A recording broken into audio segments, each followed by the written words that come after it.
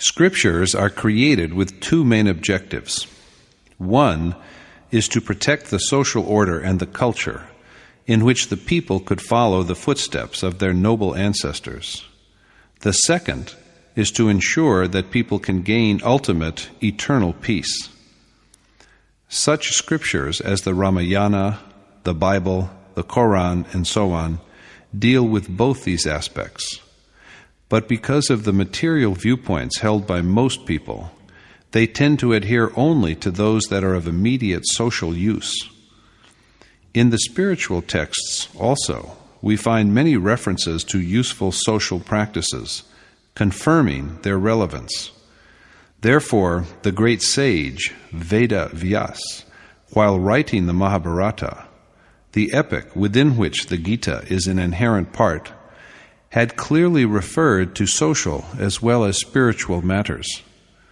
However, in the Gita itself, there is not a single verse that is concerned with the sustenance of physical life or the propagation of social or religious conventions, rites, or customs. This was done to ensure that people should not mix up dogmas into something which is meant for universal and timeless well-being. This divine Gita is therefore presented exclusively in terms of timeless spiritual roots and concepts.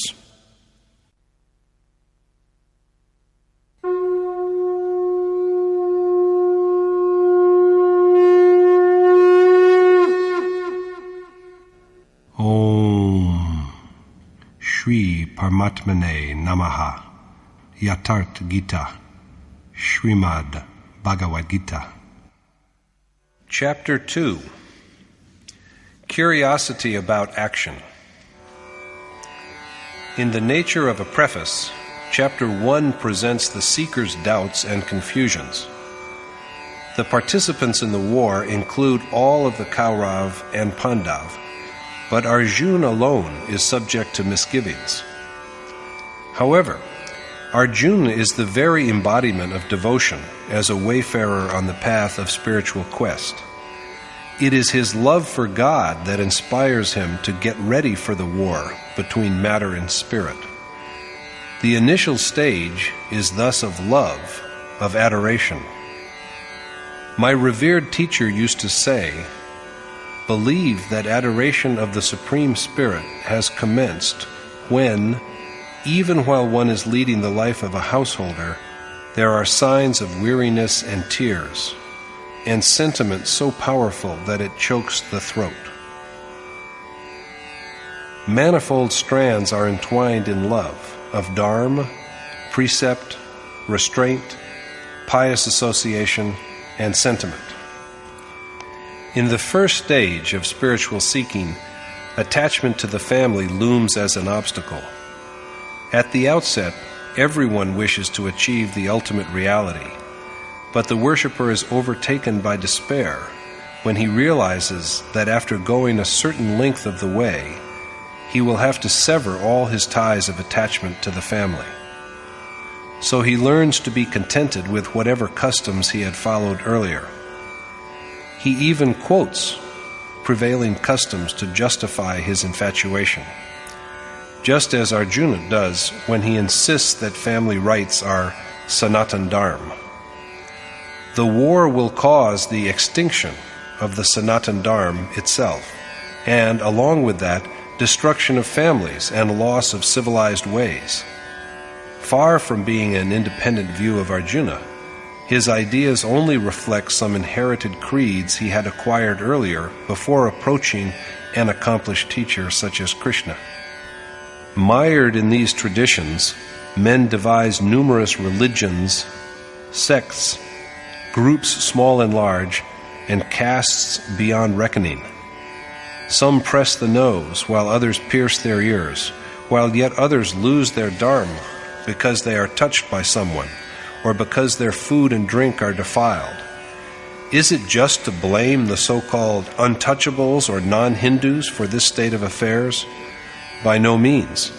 The blame should rather be apportioned among those who propagate delusions in the name of Dharma. As for us who listen to them, we are blind victims of what are but misguided customs, and so we too have to bear part of the blame.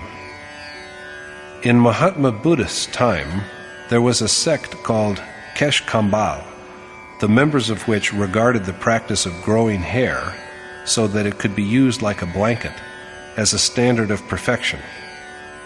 There have been some who thought it pious to live like cows, while others have lived and conducted themselves in the manner of dogs. But all these were only stupid customs that have nothing to do with awareness of God. There were schisms and foolish customs in the past, and they are with us even today. There were also divisions and stupid customs in Krishna's time, and Arjuna is a victim of some of them. This is seen from his 4 arguments, namely, that war destroys the eternal Sanatan Dharma, and that it produces Varn Sankar, an unholy intermingling of disparate classes and ways of life. Obsequial offering to deceased ancestors will cease, and we shall, by being engaged in destroying our race, invite great curses on us. Thereupon Yogeshwar Krishna speaks to him.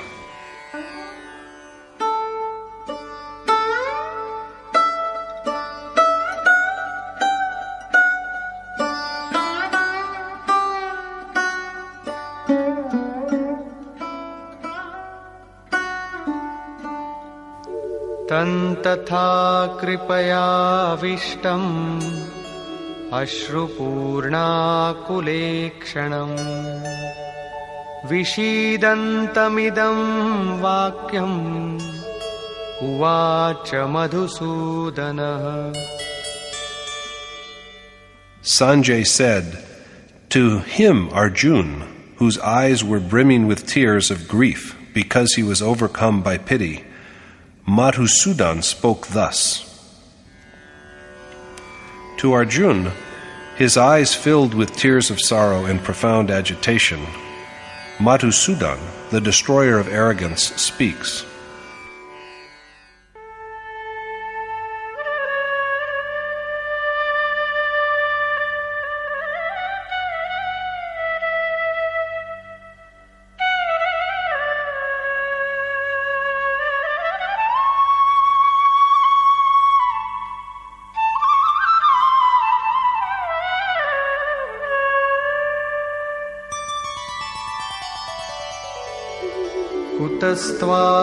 कुतस्त्वाकश्मलमिदं विषमे समुपस्थितम् अनार्यजुष्टमस्वर्ग्यम् अकीर्तिकरमर्जुन. The Lord said, "From what cause, O Arjuna, does this unmanly, un-Arjun-like, heaven-barring, and shameful despair come over you at this perilous spot?" Madhusudan, Krishna, uses the term Visham for the place where Arjuna and he are at that time. Besides meaning difficult or dangerous, the word also means unique or unequaled. So Krishna really wishes to know that which has caused spiritual ignorance, agyan, in Arjuna in this unusual, unparalleled setting.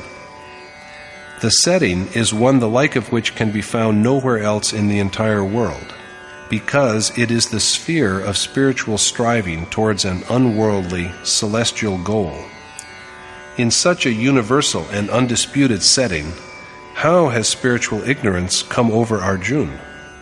Why does Krishna call Arjuna's views spiritual ignorance?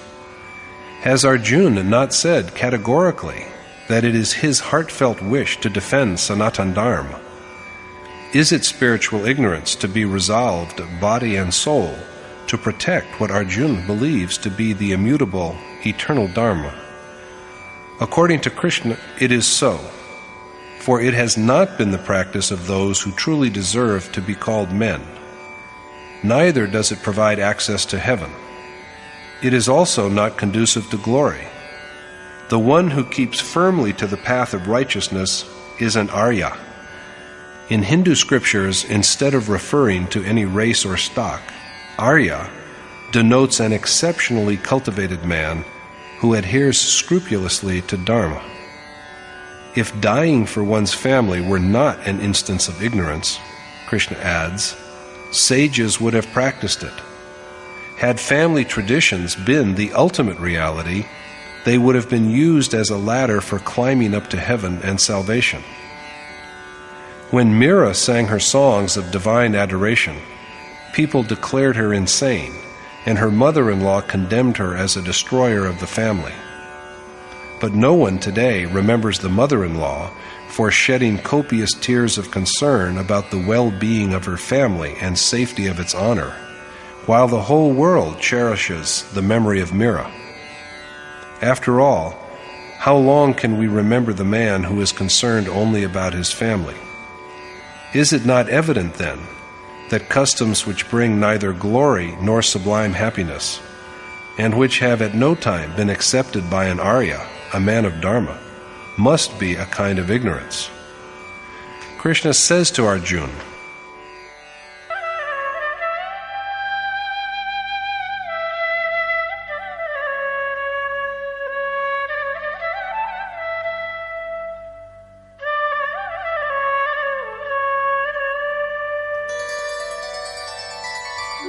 क्लैव्यम् आस्मगमः Partha नैतत्त्वय्युपपद्यते क्षुद्रम् हृदयदौर्बल्यम् त्यक्त्वोत्तिष्ठ परन्तप.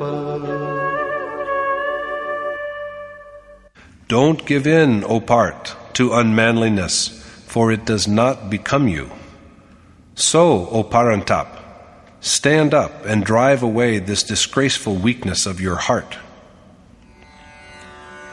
Krishna exhorts Arjuna not to yield to impotence.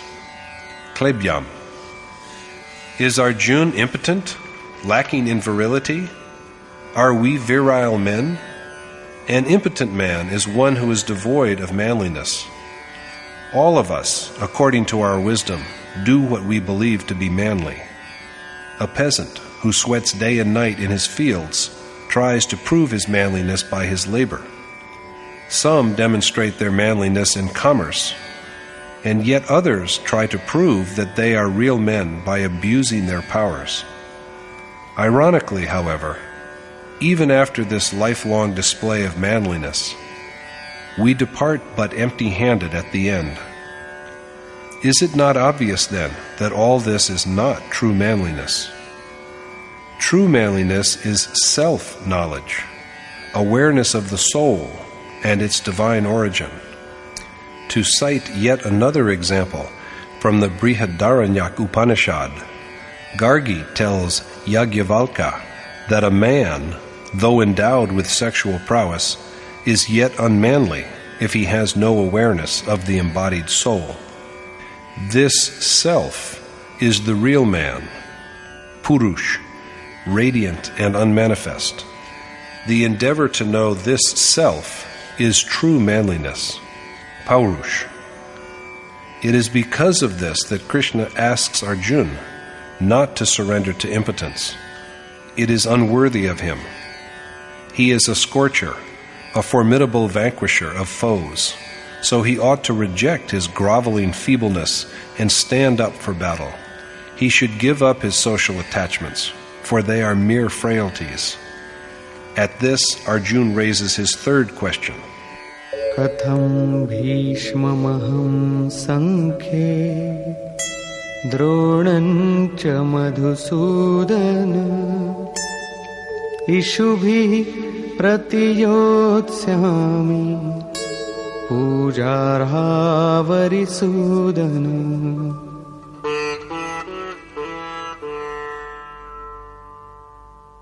Arjuna said, "How, O Madhusudan, slayer of enemies, shall I shoot arrows in the battle against men like Bhishma and Drona, who deserve only my honor?" Arjuna addresses Krishna as Madhusudan, destroyer of the demon of ego, and wants to know from him how he can fight with his grandsire Bhishma and teacher drone. Both are deserving of only reverence. Dual conduct, as we have seen, is dronacharya, the conduct that arises from the feeling that God is separate from us and we are separate from Him. But the consciousness of this duality is also the initial urge for spiritual accomplishment.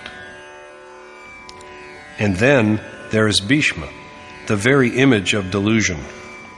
So long as we stray from the right path and are under the sway of delusion, children, family, and kinsmen all appear as our own. The feeling that they belong to me, that they are mine, is the medium through which delusion works. The deluded man regards them as worthy of worship and clings to them, for that one is father, the other one grandfather, and still another the teacher who has taught him.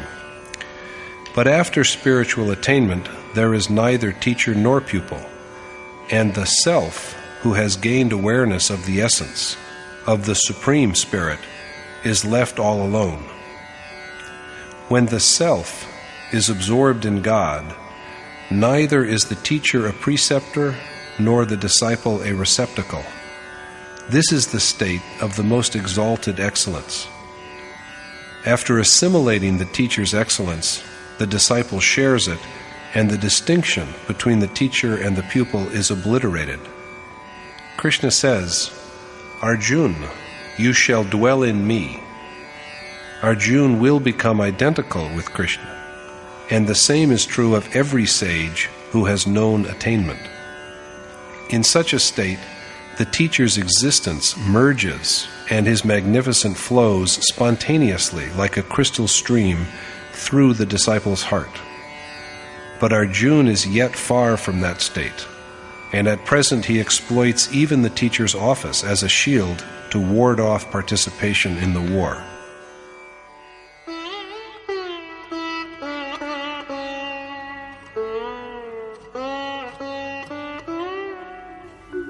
गुरून् हत्वा हि महानुभावान् श्रेयो भोक्तुं भैक्षमपीह लोके हत्वार्थकामास्तु गुरूनिहैव भुञ्जीय भोगान् रुधिरप्रदिग्धान्.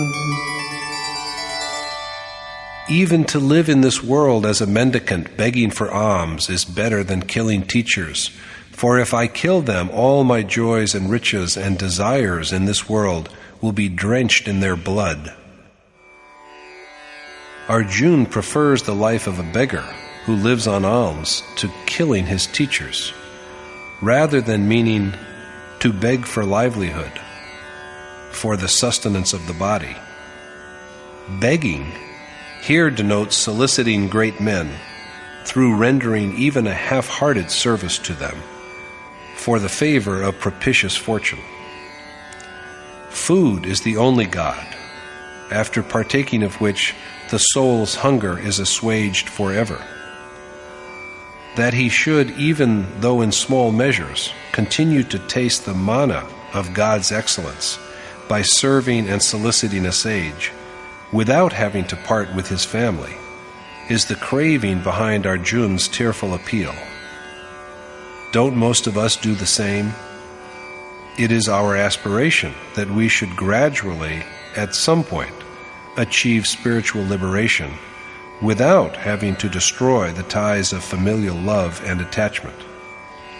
But there is no such way for the seeker who has achieved a higher level of accomplishment than this, and is strong enough to face the war raging on the battlefield of his heart. Soliciting and imploring like an almsman, rather than doing something on one's own, is like begging for food like a mendicant. In the Dhammadayad Sutta of Majjhima Nikaya, Mahatma Buddha has also declared the food obtained by begging inferior because it is like flesh received as alms. How will he profit, Arjuna asks, by killing his teachers? What else can the world reward him with for this crime but the unnatural enjoyment of blood-stained pleasures of sensual gratification and material prosperity. It appears from this that he perhaps believes that loving adoration of God will augment his worldly happiness. So his only achievement, even after the most strenuous struggle, he believes, can be nothing more than enjoyment of riches which sustain the body and sensual pleasures. He goes on to make yet another reasoning.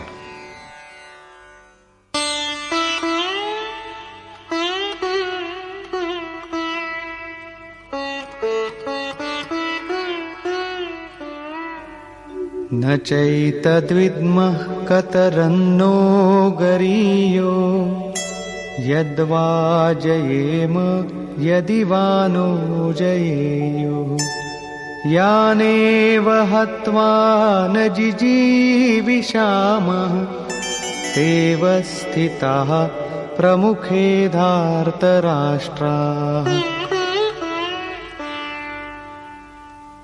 I hardly know which is better, there the Kauravas conquering us or our conquering them.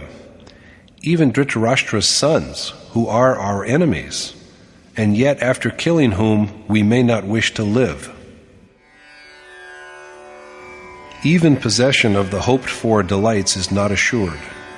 Arjuna is at his wit's end as to what course of action can bring him glory, for whatever he has said till now has been proved to be only ignorance.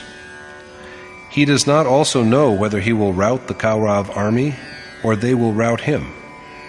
Dhritarashtra's sons, after slaying whom he should not desire to live, are arrayed against him. What shall he live for if his feelings of attachment represented here by his kinsmen, all of them progeny of Dhritarashtra's ignorance, are destroyed? At the same time, however, it occurs to Arjuna that what he has said now may be also false. So he turns to Krishna again. कार्पण्यदोषोपहतः स्वभावः पृच्छामि त्वां धर्मसम्मूढचेताः यच्छ्रेयस्यान्निश्चितं ब्रूहि तन्मे शिष्यस्तेऽहं शाधि मां त्वां प्रपन्नम्. With my mind swamped with feeble pity and confusion regarding duty, I entreat you to instruct me as to what is definitely conducive to my glory, for I am your disciple and have taken refuge in you. With his heart enfeebled by pity and his mind clouded with infatuation in regard to Dharma, Arjuna begs Krishna to tell him the means that will definitely be the most conducive to what is supremely propitious for him. But why should Krishna do this? According to Arjuna, it is Krishna's duty to show him the right path, because he, Arjuna, is a disciple who has found shelter under him. At this point, Arjuna's surrender is complete. Until now, he had thought himself an equal of Krishna in merit, and in fact, even superior to him in certain skills. But now, he really puts himself at the mercy of his charioteer. An accomplished teacher dwells in his disciple's heart and is always by his side until the goal is reached. If he is not there by his side, the pupil may falter in his quest. Like the guardians of a maiden who protect her till her marriage, an accomplished teacher acts as a charioteer who skillfully maneuvers his disciple's soul safely across the perilous valleys of nature. Arjuna now makes one more submission. Nahi prapashyami mamapanudyat yacchokamuchoshanamindriyanam avapya bhumavasapatnamriddham rajyam suranamapi chadhipatyam. I do not see that obtaining an undisputed and profitable dominion over the whole earth, or, for that matter, even lordship over the gods, can cure the grief that is wearing out my senses. Arjuna cannot believe that even a secure and lucrative realm extending across the whole earth, or even an Indra-like lordship over the gods of heaven, can help him get rid of the sorrow that is withering his senses. If his grief is unabated, what shall he do with all these acquisitions? He begs to be excused from fighting in the war if these are to be his only rewards in return. He is utterly disheartened, and he does not know what to say after this.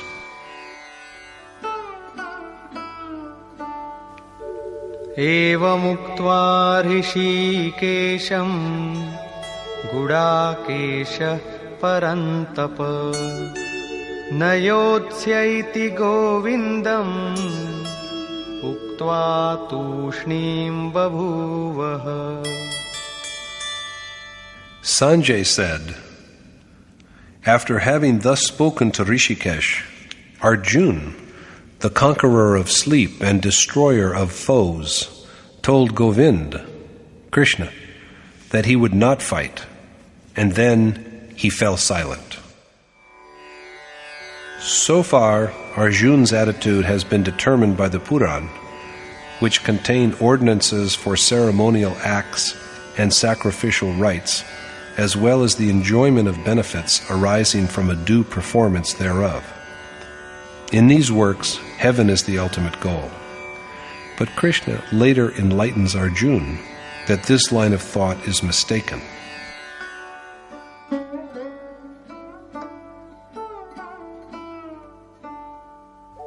तमुवाच ऋषिकेशः प्रहसन्निव भारत सेनयोरुभयोर्मध्ये विषीदन्तमिदं वचः. Rishikesh then, O Bharat, Dhritarashtra, with a smile as it appeared, spoke thus to him, Arjuna, who sat mournfully between the two armies. Krishna, knower of secrets of the innermost heart, Rishikesh, speaks smilingly to the grieving Arjuna. अशोचानन्वशोचस्त्वं प्रज्ञावादांश्च भाषसे गतासून गतासूंश्च नानुशोचन्ति पंडिताः. The Lord said, although sorrowing over those who ought not to be grieved for, you yet speak wise words. But the discriminating mourn over neither the living nor those who are dead. Krishna tells Arjuna that while he grieves for those who are unworthy of such grief, he also speaks words of wisdom. But men of discernment mourn neither for those whose souls have departed, nor for the ones who are living. They do not grieve for the living, because they also shall die. That means that Arjuna only talks like a wise man. He does not know the reality, since नत्वेवाहं जातुनासं नत्वन्नेमे जनाधिपाः न चैव न भविष्यामः सर्वे वयमतः परम्. it is not that either you or I or all these kings did not exist in the past, nor is it that our being will come to an end in the future. It is not, Krishna explains, that he, the accomplished teacher, or Arjuna, the devoted pupil, or all these kings with the vanity that is characteristic of rulers of men, did not exist at any time in the past ages, nor is it that they will cease to be in the ages to come. The accomplished teacher is forever, and so are affectionate disciples, as well as rulers who symbolize the perversions of passion and moral blindness. Here, besides throwing light on the permanence of yoga in general, Yogeshwar Krishna has particularly stressed its existence in the future. Explaining why the dead should not be mourned over, he says, Dehinosmin yatha dehe kaumaram yauvanam jara tatha dehantara prapti dhirastatra namuhyati. Since the embodied spirit passes through infancy, youth, and old age in the body, and then transmigrates into another body, men with steadfast minds do not grieve over his passing away. As the embodied soul waxes from childhood to youth, then wanes to old age and assumes one new body after another, wise men are not prey to infatuation. At some time, a man is a boy, and then he grows into a young man. But does he die by this? Then he grows old. The self is ever the same. Only the condition of the physical body in which he resides goes on changing. There is no crack in him when he changes over to a new body. This change from one physical body to another will continue until the soul is united with the Supreme Spirit, who alone is beyond all change. Matra sparshastu kaunteya shitoshna sukha dukkhadaha agama payino nityaha Tam stitikshasva bharata. There are sensations of heat and cold, and of pain and pleasure, O son of Kunti, as senses meet their objects. Bear them patiently, O Bharat, because they have a beginning and an end, and are transient. The contact of senses and their objects, which generates pleasure and pain, and feelings of cold and warmth, is occasional and momentary. Arjuna should therefore abandon them. But instead of that, he is shaken by the mere thought of pleasures that are derived from the union of senses and their objects. The family for the sake of whom we yearn for pleasures and the teacher whom we revere both represent the attachment of senses. But the causes of this attachment are momentary, false, and perishable. Neither shall our senses always meet with objects they enjoy, nor shall they always be capable of enjoyment. So Arjuna is counseled to give up sensual pleasures and learn to withstand the demands of his senses. But why is Arjuna counseled thus? Is it a Himalayan war in which he has to endure cold? Or is it a desert war in which he has to suffer heat? As knowledgeable people say, the actual Kurukshetra has a moderate climate. During the mere 18 days that is the total duration of the Mahabharat war, is it possible that seasons will change, that winter and summer will come and go?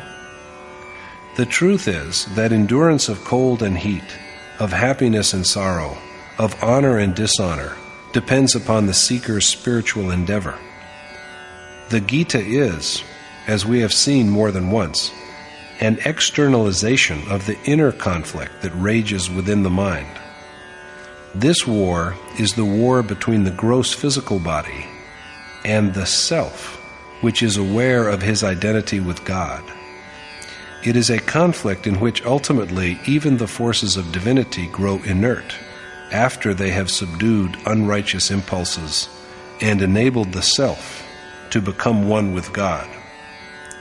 When there remains no impiety, what else is there for pious impulses to fight? The Gita is thus a picturization of inner conflict that rages within the mind.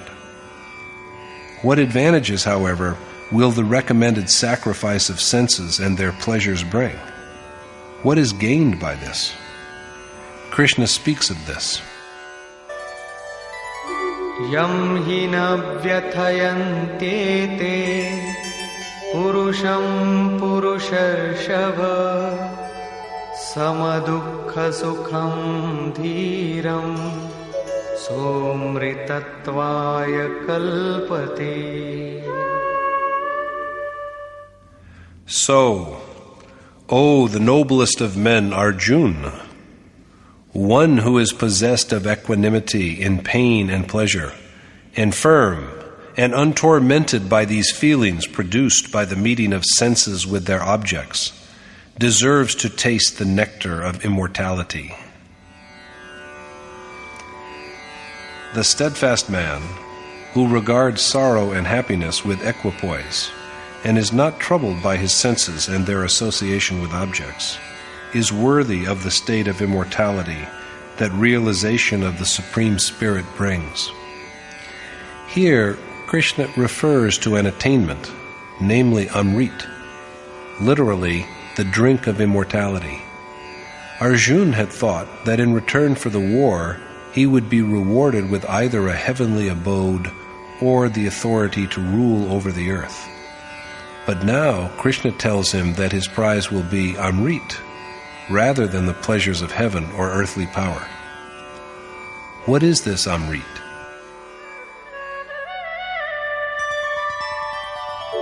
Nasato vidyate bhavo na bhavo vidyate satah ubhayorapi drishtontah tvanayostattvadarshibhi. The unreal has no being, and the real has no non-being, and the truth about both has also been seen by men who know the reality. The unreal has no existence, it has no being, and so bringing it to an end is out of the question. On the other hand, there is no absence of the real in all time, past, present, or future. Arjuna then asks Krishna whether he is saying this as an incarnation of God. Krishna's reply to this is that the distinction between the real and the unreal has also been revealed to sages who have realized the true nature of the human soul as identical with the Supreme Spirit pervading the universe. That is to say, that Krishna of the Gita is a seer who has gained an insight into reality. What, after all, are true and false, real and unreal? Avinashi tu tadviddhi yena sarvamidam tatam vinasham avyyasyasya na kaschit kartumarhati. Know that since the Spirit which pervades the universe is imperishable and immutable, no one can effect his destruction. That which spreads through and is present in every atom of the universe is indestructible. No one is capable of destroying the imperishable principle. But what is the name of this deathless Amrit? Who is he? Antavanta ime deha nityasyokta sharirinah anashino prameyasya tasmad yudhyasva bharata.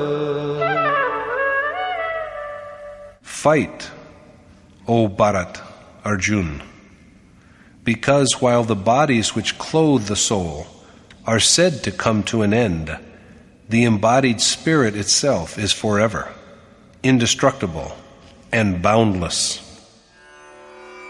Arjuna is exhorted to get up and fight, because all these physical bodies that embody the indwelling, boundless, and eternal Spirit are said to be ephemeral. This Spirit, the Self, is imperishable, and it cannot be destroyed at any time. The Self is real, whereas the physical body is subject to death, and so unreal and non-existent at all times. Krishna's injunction to Arjuna is, fight, because the body is mortal. But it is not evident from the exhortation whether Arjuna is required to kill only the Kaurav. Are not the men on the side of Pandav also bodies? Are the Pandav immortal? If physical bodies are mortal, who is Krishna there to defend? Is Arjuna not a body also? Is Krishna there to defend that body which is unreal, without being, and unceasing? If it is so, may it not be assumed that he too is ignorant and lacking in discrimination, the power that distinguishes between the visible world and the invisible spirit? Does not he himself say later in the Gita, in chapter 3, verse 13, that the man who thinks of and toils only for the physical body is ignorant and wanting in discernment? Such a wretched man lives in vain. There is also another problem. Who really is this Arjuna? As it was said in chapter 1, Arjuna is an embodiment of affectionate devotion. Like a faithful charioteer, the revered God is always with his devotee. Like a friend, he guides him and shows him the right way. We are not a physical body. The body is a mere garment, a dwelling for the soul to live in. The one who lives in it is the affectionate self. The physical body was some time back called unceasing. Elemental wars and slaughter do not destroy the body. When one body is forsaken, the soul just assumes another body. It is with reference to this that Krishna has said that there is change from one body to another, just as a man grows from childhood to youth and then to old age. If you hack a body to pieces, the soul just puts on another body like a new apparel. The real base of the body is constituted by sanskar, the merits, the influences and impressions earned during a previous existence. And sanskar rests upon the mind. Perfect subjugation of the mind, so that it can be changeless, firm, and constant, and the dissolution of the last sanskar are all different aspects of the same process. The disintegration of the last crust of this sanskar marks the end of physical existence. To bring about this dissolution, we have to undertake aradhana, worship and adoration of the desired God. Krishna has named it action, karma, or the way of selfless action, nishkam karma yoga. In the Gita, he has from time to time urged Arjuna to wage war, but in the entire poem, there is not one verse that supports the idea that its war is a physical war or in any way related to the idea of actual bloodshed. Evidently, this war is the war between the opposed impulses of righteousness and unrighteousness, the forces of piety and those of impiety, that is fought within man's soul, the seat of all thought and feeling.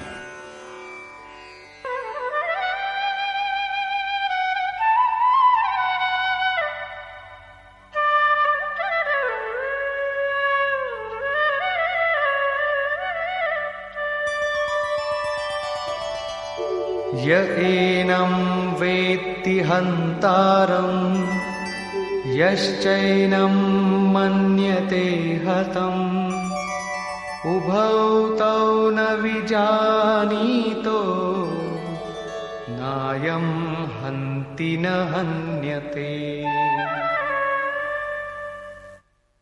They are both ignorant he who believes that the self slays, and he who thinks that he is slain. For he neither slays, nor is he slain. He who regards the self as the slayer, and he who regards him as the slain, are both unaware of his real nature. For he neither kills, nor can he be killed. The same point is stressed again. न जायते म्रियते वा कदाचिन् नायं भूत्वा भविता वा न भूयः अजो नित्यः शाश्वतोऽयं पुराणो न हन्यते हन्यमाने शरीरे. Neither ever born nor dying, neither at any time coming into being nor ceasing to be. The self is birthless, perpetual, unchanging, and timeless, and he is not destroyed when the body is destroyed. The self, the God within, is neither at any time born, nor does he at any time die. For what he undergoes in the name of death is a mere change of apparel. He cannot also be anything other than self, because he is birthless, permanent, eternal, and primeval. Disintegration of the body does not annihilate him. The self alone is real, timeless, unchanging, and eternal. Who are you? A follower of the Sanatan Dharma? What is forever? The self. So, you are a follower, a disciple of the self. The self and Brahm, God, are synonymous. And who are you? A worshipper of the Sanatan Dharma. What is immutable? The self, of course. That is to say, that you and I all are adorers of the self. But if we are not familiar with the spiritual path, the way of following the dictates of the self until he is one with the Supreme Spirit, we have nothing that is worthy of being described as changeless and everlasting. We are on trial for the final absolution, and in close proximity to God if we pine for him, but we cannot be deemed as having been admitted as long as we are credulous enough to accept blindly one wrong convention or the other, masquerading as Sanatan Dharma.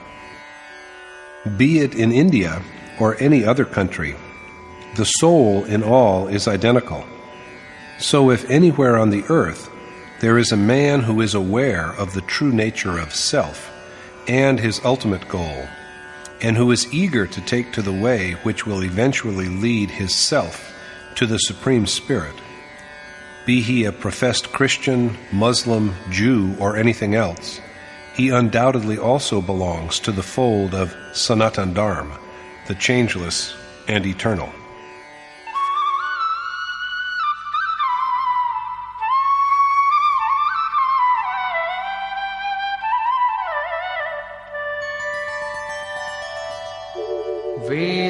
वेदाविनाशिनं नित्यं य एनमजमव्ययं कथं स पुरुषः पार्थ कं घातयति हन्तिकम्. How can he, O Parth, who is conscious of the soul within as imperishable, permanent, birthless, and immutable, kill or move another to kill? Arjuna is addressed as Parth, for he has made a chariot of the earth-made body and is preparing to take a perfect aim at the Supreme Spirit. The man who knows that the embodied soul is indestructible, permanent, beyond birth, and unmanifest, how can he make others slay or be a slayer himself? Destruction of what is indestructible is impossible, and, being beyond birth, The self is also never born, so why grieve for the body? This idea is further elaborated in the following verse.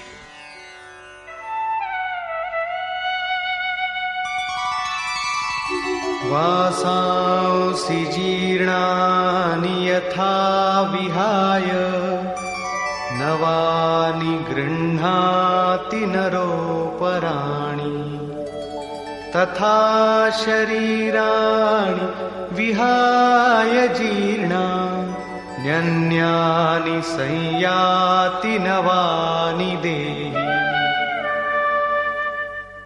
Like a man who puts on new garments after discarding his worn-out clothes, the embodied self also casts off tattered bodies and transmigrates into other bodies that are new. The soul rejects bodies that have been ravaged by old age or some other disease and dresses himself in new apparel, just as a man throws away old torn clothes and puts on new clothes. But if new clothing is needed only when the fabric of old clothes is weakened, why do young children die? These garments have yet to grow and evolve. It was said a little earlier that the body rests on sanskar, the excellence attained in the course of a previous existence. When the store of sanskar is depleted, the self discards the body. If the sanskar is of 2 days' duration only, the body will be on the brink of death on the second day itself. Beyond sanskar, there is not even a single breath of life. Sanskar is the body, and the self assumes a new body according to his sanskar. According to the Chandogya Upanishad, a man is primarily his will. As is his will in this life, so does he become when he departs from it. It is the firmness of his will in one life that determines what a man will be in the next. Man is thus born in bodies that are shaped by his own will. So death is a mere physical change. The self does not die. Krishna again emphasizes the same imperishability of the soul.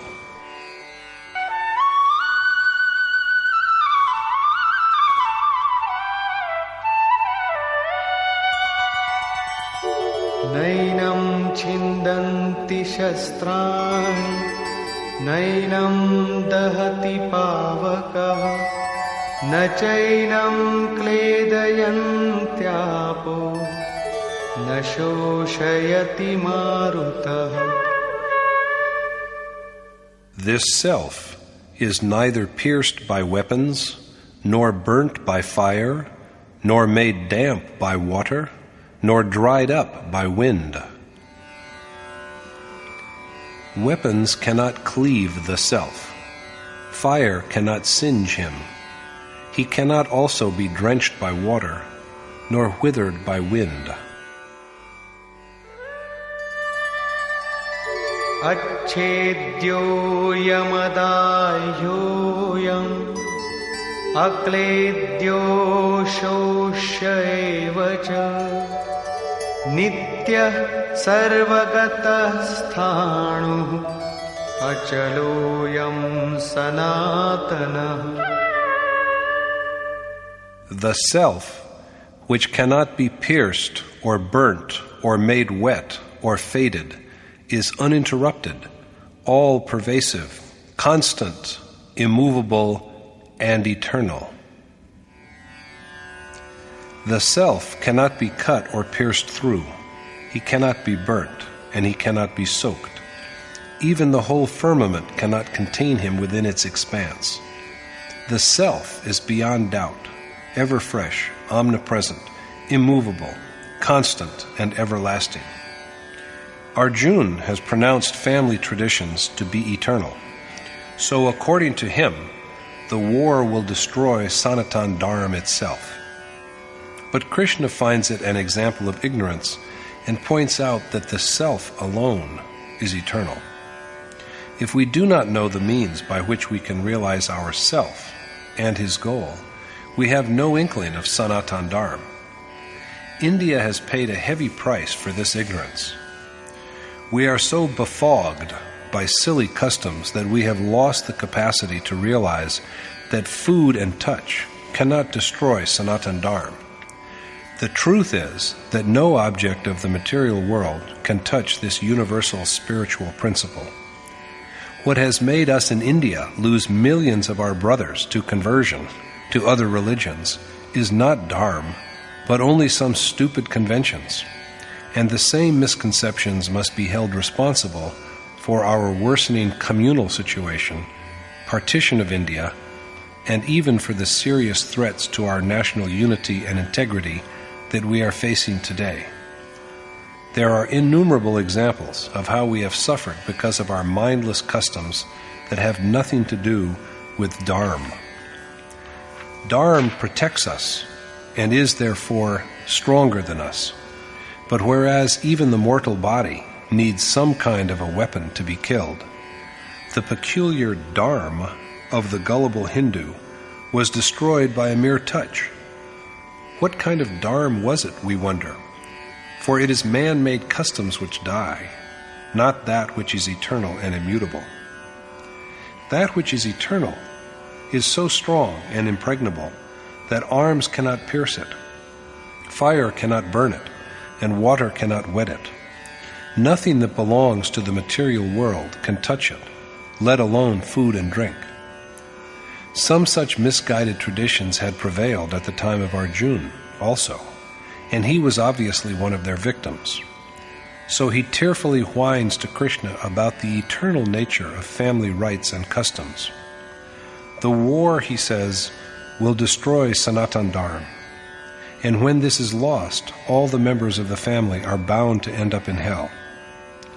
It is evident that what Arjuna is talking about is some customary beliefs of his time. That is why the spiritually adept Krishna refutes him and points out that the self alone is perpetual. If we do not know the way to this embodied God, we are yet uninitiated into the spirit of Sanatan Dharma. Knowing that this immutable, eternal self pervades all, what should we look for? This is what Krishna speaks of now.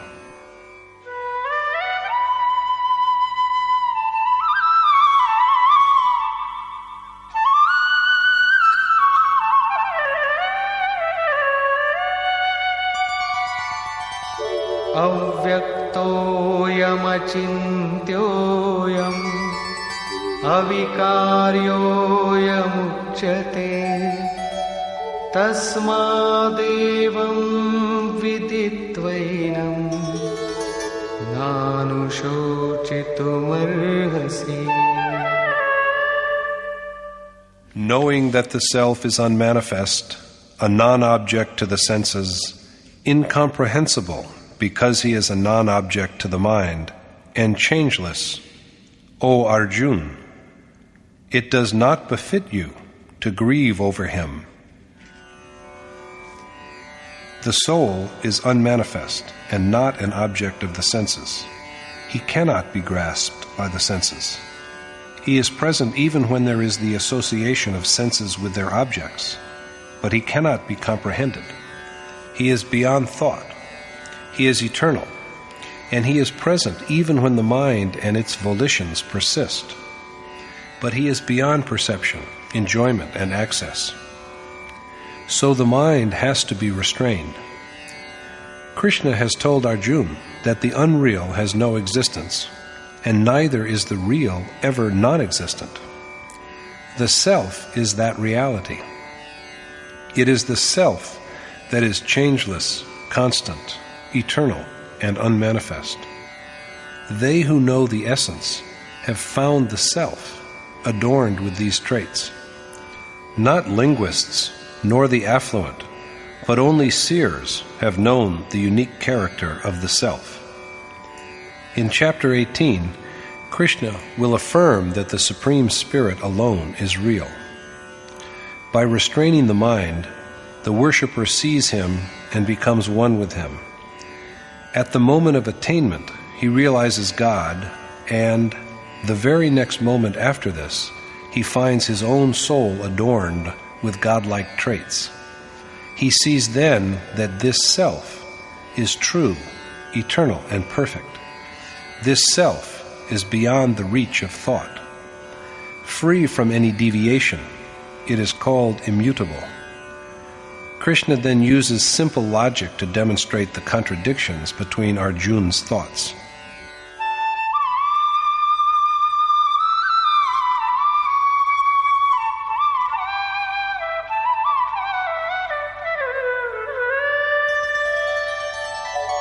अथ चैनं नित्यजातं नित्यं वा मन्यसे मृतं तथापि त्वं महाबाहो नैवं शोचितुमर्हसि. You ought not to grieve, O the mighty-armed, even if you think of him, the Self, as ever born and ever dying. Arjuna ought not to mourn, even if he regards the self as constantly born and constantly dying. जातस्य हि ध्रुवो मृत्युः ध्रुवं जन्म मृतस्य च तस्मादपरिहार्येऽर्थे न त्वं शोचितुमर्हसि. Since this also proves the certain death of what is born and the certain birth of what dies, you ought not to grieve over the inevitable. Even the assumption that the self is ever born and ever dying only goes to establish that the born must die and the dead must be born. So Arjuna ought not to grieve over what must be, for sorrowing over something which is inevitable is inviting yet another sorrow.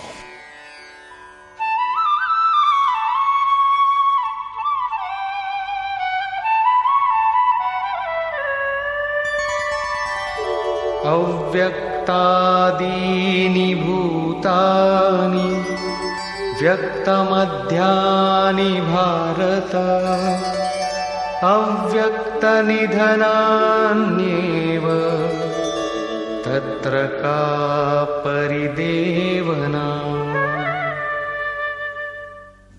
Why grieve over the matter, O Bharat Arjuna, when all beings disembodied before birth and disembodied after death appear to possess a body only between the two events? All beings are bodiless before birth and also bodiless after death. They can be seen neither before birth nor after death. It is only between birth and death that they assume the form of a body. So why grieve uselessly over this change? But who can see this self? Krishna answers the question thus.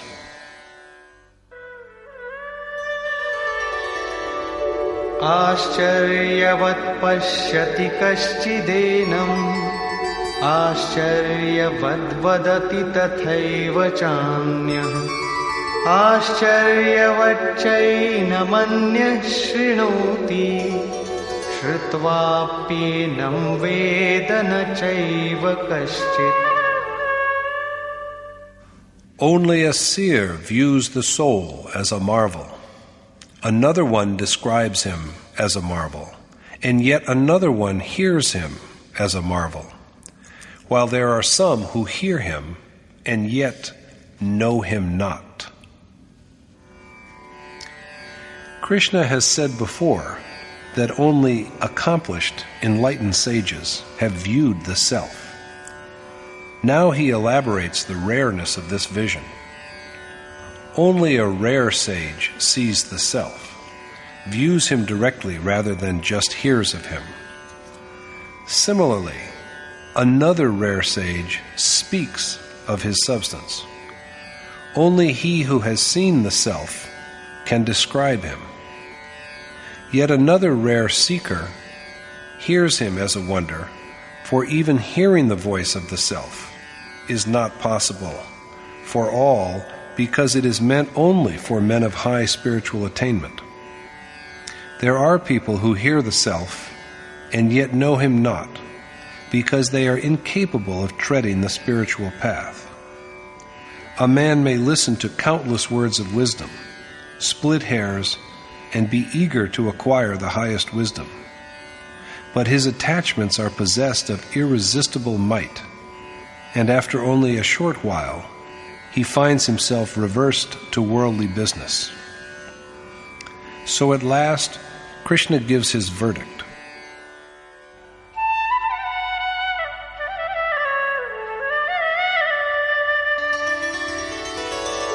Dehi nityam avadhyoyam dehe sarvasya bharata tasmat sarvani bhutani natvam shochitumarhasi. Since the self dwelling in all bodies is unslayable, O Bharat, it does not befit you to grieve for living beings. Arjuna ought not to mourn for living beings, because the self, in whatever body he is, can be neither slain nor pierced through. Duly expounded and treated with authority, the point at issue that the self is eternal is concluded here. But there arises another question at this point: how to realize and fulfill the self? In the whole of the Gita, only two ways are suggested for this.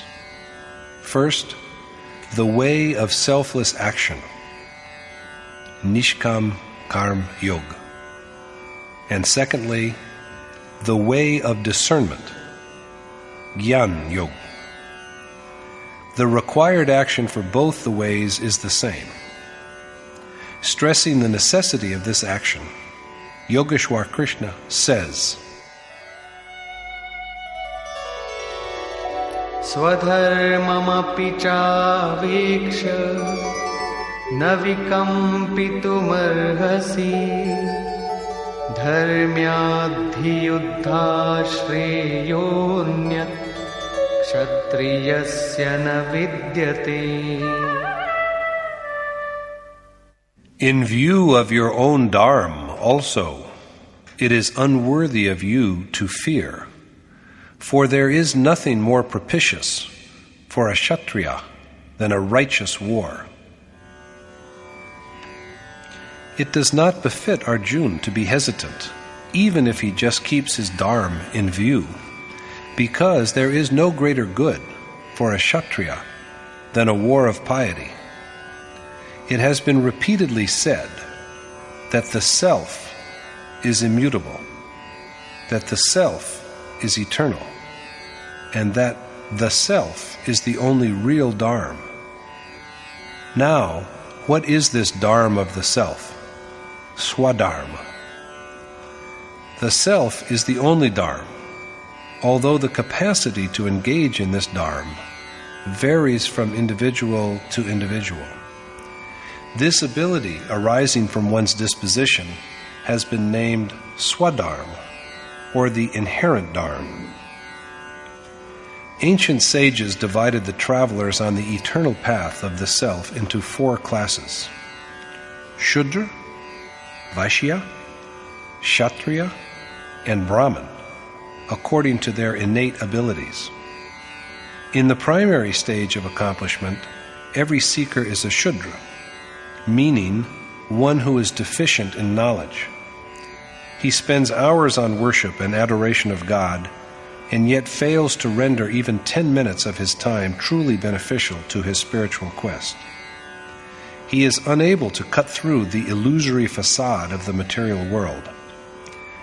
Sitting devoutly at the feet of an accomplished teacher at this stage helps in the cultivation of virtues in his nature. With this, he is promoted to the level of a seeker of the Vaishya class. Gradually realizing that accomplishments of the self are the only true accomplishments, he becomes adept in seizing and protecting his senses. Passion and wrath are fatal to the senses, whereas discrimination and renunciation protect them, but they are by themselves incapable of annihilating seeds of the material world. Gradually, then, as the worshipper progresses further, his heart and mind grow strong enough to carve their way through the three properties of nature. This is the inborn quality of a Kshatri. At this point, the worshipper acquires the ability to destroy the world of nature and its perversions. So this is the point of commencement of the war. By further refinement after this, the worshipper is slowly elevated to the category of a Brahmin. Some of the virtues that now grow in the seeker are control of the mind and senses, incessant contemplation, simplicity, perception, and knowledge. By slowly perfecting these qualities, then, he ultimately attains to God, and at this stage he ceases to be even a Brahmin. At a sacrifice performed by Janak, king of Vidya, answering questions by Ushasti, Kahol, Aruni, Udalak, and Gargi, Maharshi Yagyavalkya said that a Brahmin is one who has achieved direct realization of the self. It is the self, dwelling in this world and the higher world, and in all beings, that governs all from within. The self is the inner ruler. The sun, the moon, the earth, water, ether, fire, stars, space, the sky, and every moment of time are under the authority of this self. This embodied self, knowing and controlling the mind and the heart from within, is immortal. He is the imperishable reality, Akshar, and anything that is not self is destroyed. In this world, he who offers oblations, performs sacrifices, practices austerities, even though for many thousands of years, but without an awareness of this reality, gains little. All his offerings and exercises are perishable. He who departs from this life without knowing the imperishable is like a wretched miser. But he who dies with knowledge of reality is a Brahmin. Arjuna is Kshatri worshipper. According to Krishna, there is no more beneficial way for such a seeker than war. The question is, what is meant by the term Kshatri? Usually, in social usage, it is taken as one of the terms such as Brahmin, Vaishya, and Shudra, which are denomination of castes determined by birth. These four constitute what are known as the fourfold Varna. But that such was not the original intent behind the provision is evident from what the Gita has to say about the inherent disposition of the Kshatri. Here, Krishna just demonstrates the duty of a Kshatriya. The problem, namely of what Varna is, and how a man of inferior Varna can by his conduct gradually elevate himself to a higher class, is repeatedly taken up and resolved at the very end of the sacred composition. Krishna says that he has created the four Varna. Did he in doing so divide men into four classes or castes? He himself says that it was not so. He has only divided action into four categories according to the innate property. So we have to see what that action is, which has thus been divided. Properties are variable. The correct mode of worship can elevate one from the lowest property of ignorance to that of passion and moral blindness, and thence to virtue or the quality of goodness. So through gradual cultivation of the inherent property, any individual can evolve himself into a Brahmin. He is then possessed of all the qualities that are essential to the attainment of and union with the Supreme Spirit. Krishna lays down that even if the inherent ability by which a man participates in this dharma is of the unmeritorious and ignorant Shudra level, it is beneficial in the highest sense because it is the starting point from where he can set out on the path of self-cultivation. However, the worshipper is destroyed if he imitates the manner of higher classes. Arjuna is a worshipper of the Kshatriya class. That is why Krishna enjoins him to remember his ability to wage war, because through it he will know that irresolution and grief are unworthy of him. There is no better task than this for a Kshatriya. Clarifying the point further, the Yogeshwar says,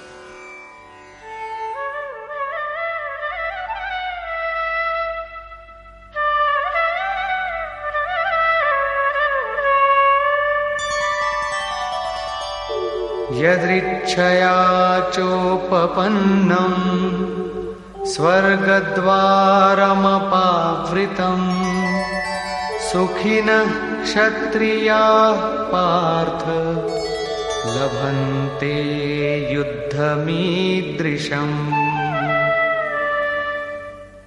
Blessed indeed, O Parth, are the Kshatriya who, without seeking, come upon such a war which is like an open door to heaven. The perfect marksman, Arjuna, has made a chariot of the temporal body itself. Only the most fortunate among Kshatriya get an opportunity to fight in a war of righteousness that provides fighters with an open gateway to heaven. The worshipper of the Kshatriya class is strong enough to subdue all the three properties of matter. The door to heaven is open to him because he has stored an abundance of divine riches in his heart. He is qualified for the enjoyment of celestial existence. This is the open way to heaven. Only the fortunate among the Kshatriya, the ones who have the capacity to wage war, are able to know the significance of the incessant struggle that goes on between matter and spirit. There are wars in the world. People assemble at a place and fight. But even victors in these wars fail to secure a lasting victory.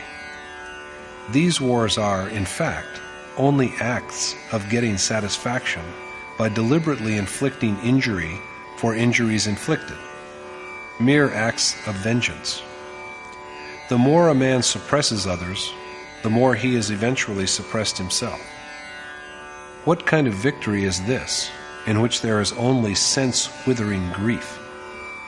And at the end, the body is also destroyed.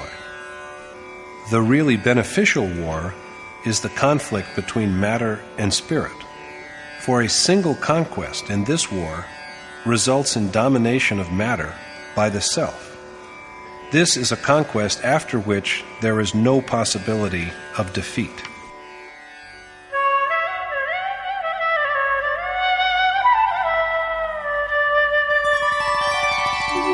अथ चेत्त्वमिमं धर्म्यं संग्रामं न करिष्यसि ततः स्वधर्मं कीर्तिं च हित्वा पापमवाप्स्यसि. And if you do not engage in this righteous war, you will lose the dharma of yourself and glory, and be guilty of sin.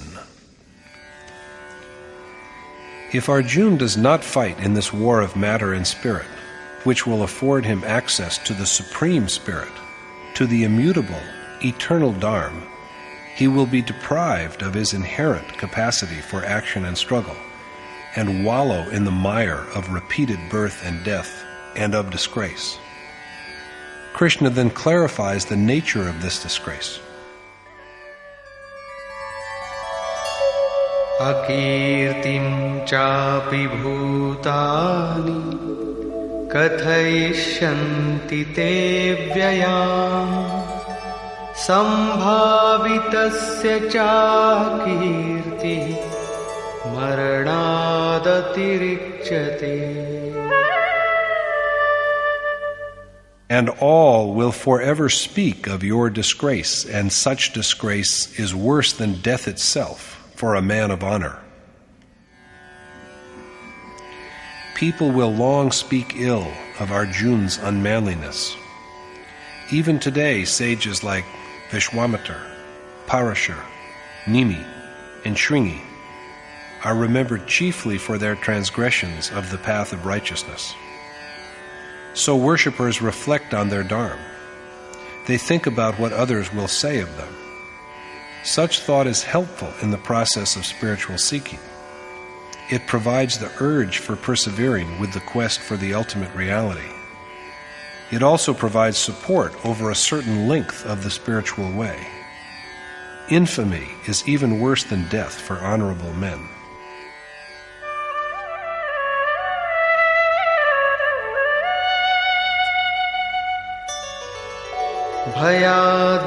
भयाद्रणादुपरतं मौस्यन्ते त्वां महारथाः येषां च त्वं बहुमतो भूत्वा यास्यसि लाघवम्.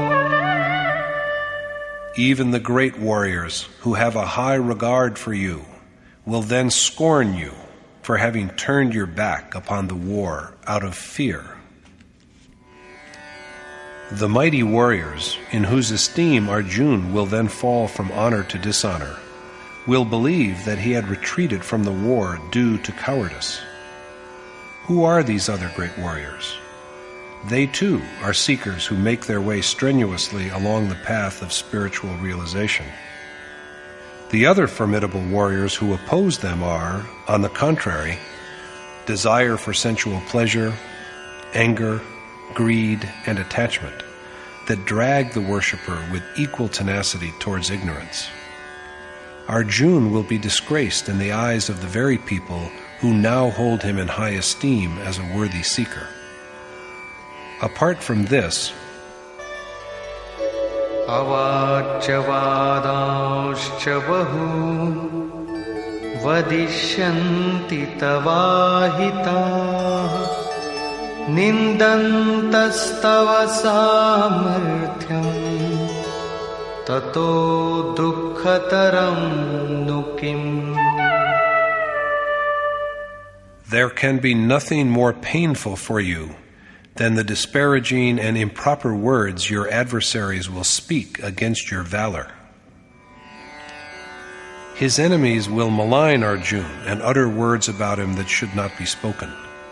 A single blemish is sufficient to bring upon one a shower of slander and abuse from all directions. Even words improper for speech are spoken. Can there be a greater grief than being an object of such calumny?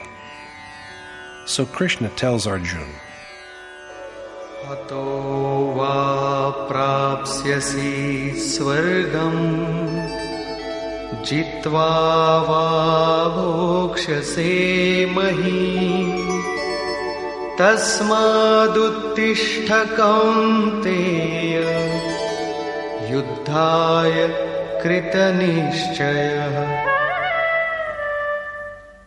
Rise up with determination for the war, because if you die in it, you will attain to heaven, and if you win, you will attain to the most exalted glory. If Arjuna loses his life in the war, he will go to heaven and be with Swar, the indestructible God. The impulses that guide one towards the world of matter that is external to the self will be retarded, and his heart will then overflow with the divine qualities that enable one to realize the Supreme Spirit. In case he wins, however, he will attain to the state of redemption, the noblest accomplishment. So Krishna exhorts Arjuna to get up determinedly and prepare for war.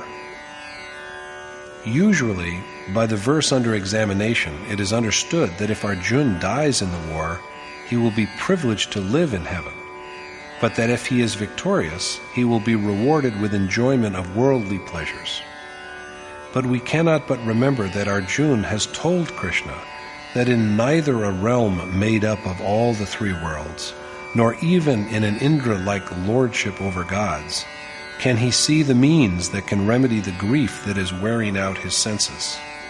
If he is to achieve only all this, he has said, he will not fight at any cost. Nevertheless, Krishna exhorts him to fight. What greater reward than domination over the earth in case of victory and celestial pleasures in case of defeat does Krishna promise Arjuna in order to make him fight? Arjuna is, in fact, a disciple aiming at the truth and excellence that lie beyond earthly and heavenly joys. Knowing this, Krishna, the accomplished teacher, tells him that even if the time allotted to his body expires in the course of the war, and he does not succeed in reaching his goal, imbued with divine riches he will gain an existence in Swar, the changeless and eternal. If, on the other hand, he succeeds in the struggle, while his temporal body is still alive, he will achieve the sublimity of God and thus attain to the state of the highest glory. He will thus be a winner both ways.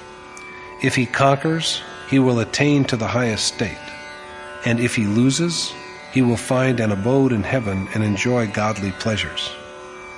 There is profit in victory, and there is profit also in defeat. The point is reiterated.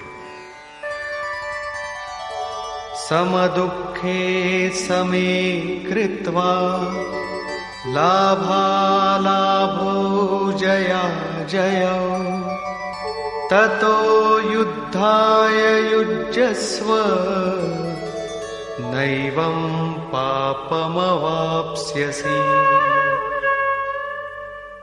You will not incur sin if you get up and fight the war, treating victory and defeat, profit and loss, and happiness and sorrow alike.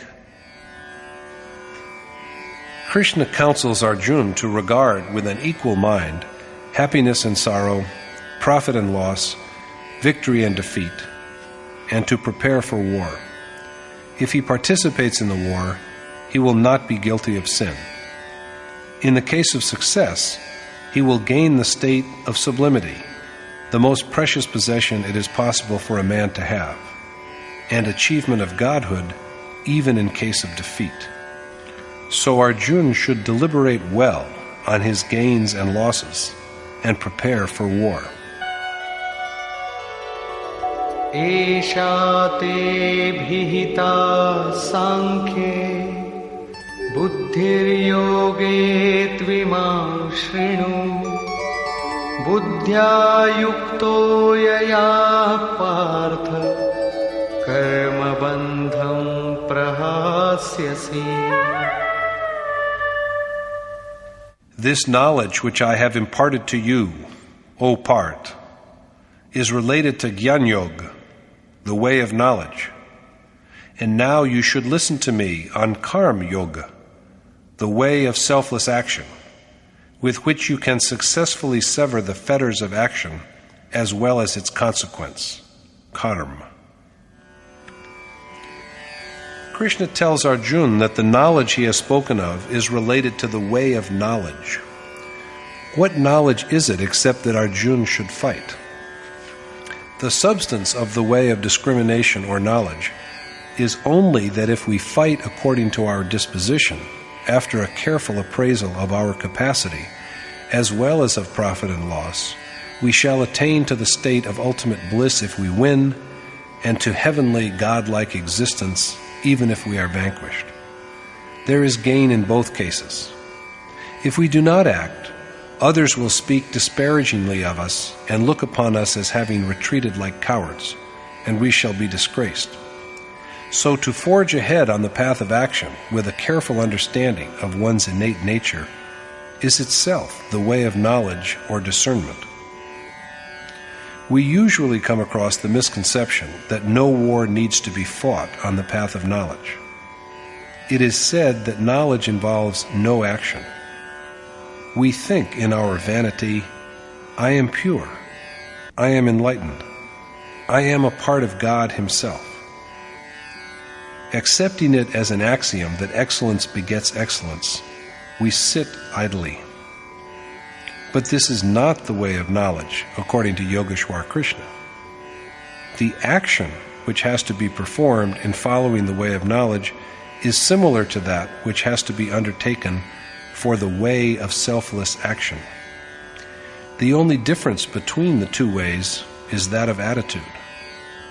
The man who treads the path of knowledge acts with a proper evaluation of his situation and with self-reliance, whereas the man who takes to the path of selfless action also acts, but with reliance upon the mercy of the revered God. Action is a basic requirement of both the ways, and in each of them it is the same, although it has to be done in two different ways. The attitudes behind the action in the two ways are different. So Krishna asks Arjuna to listen to him while he speaks of the way of selfless action, armed with which he can effectively destroy the bonds of action and its consequence. Here, the Yogeshwar has for the first time spoken of karma, although without explaining what it is.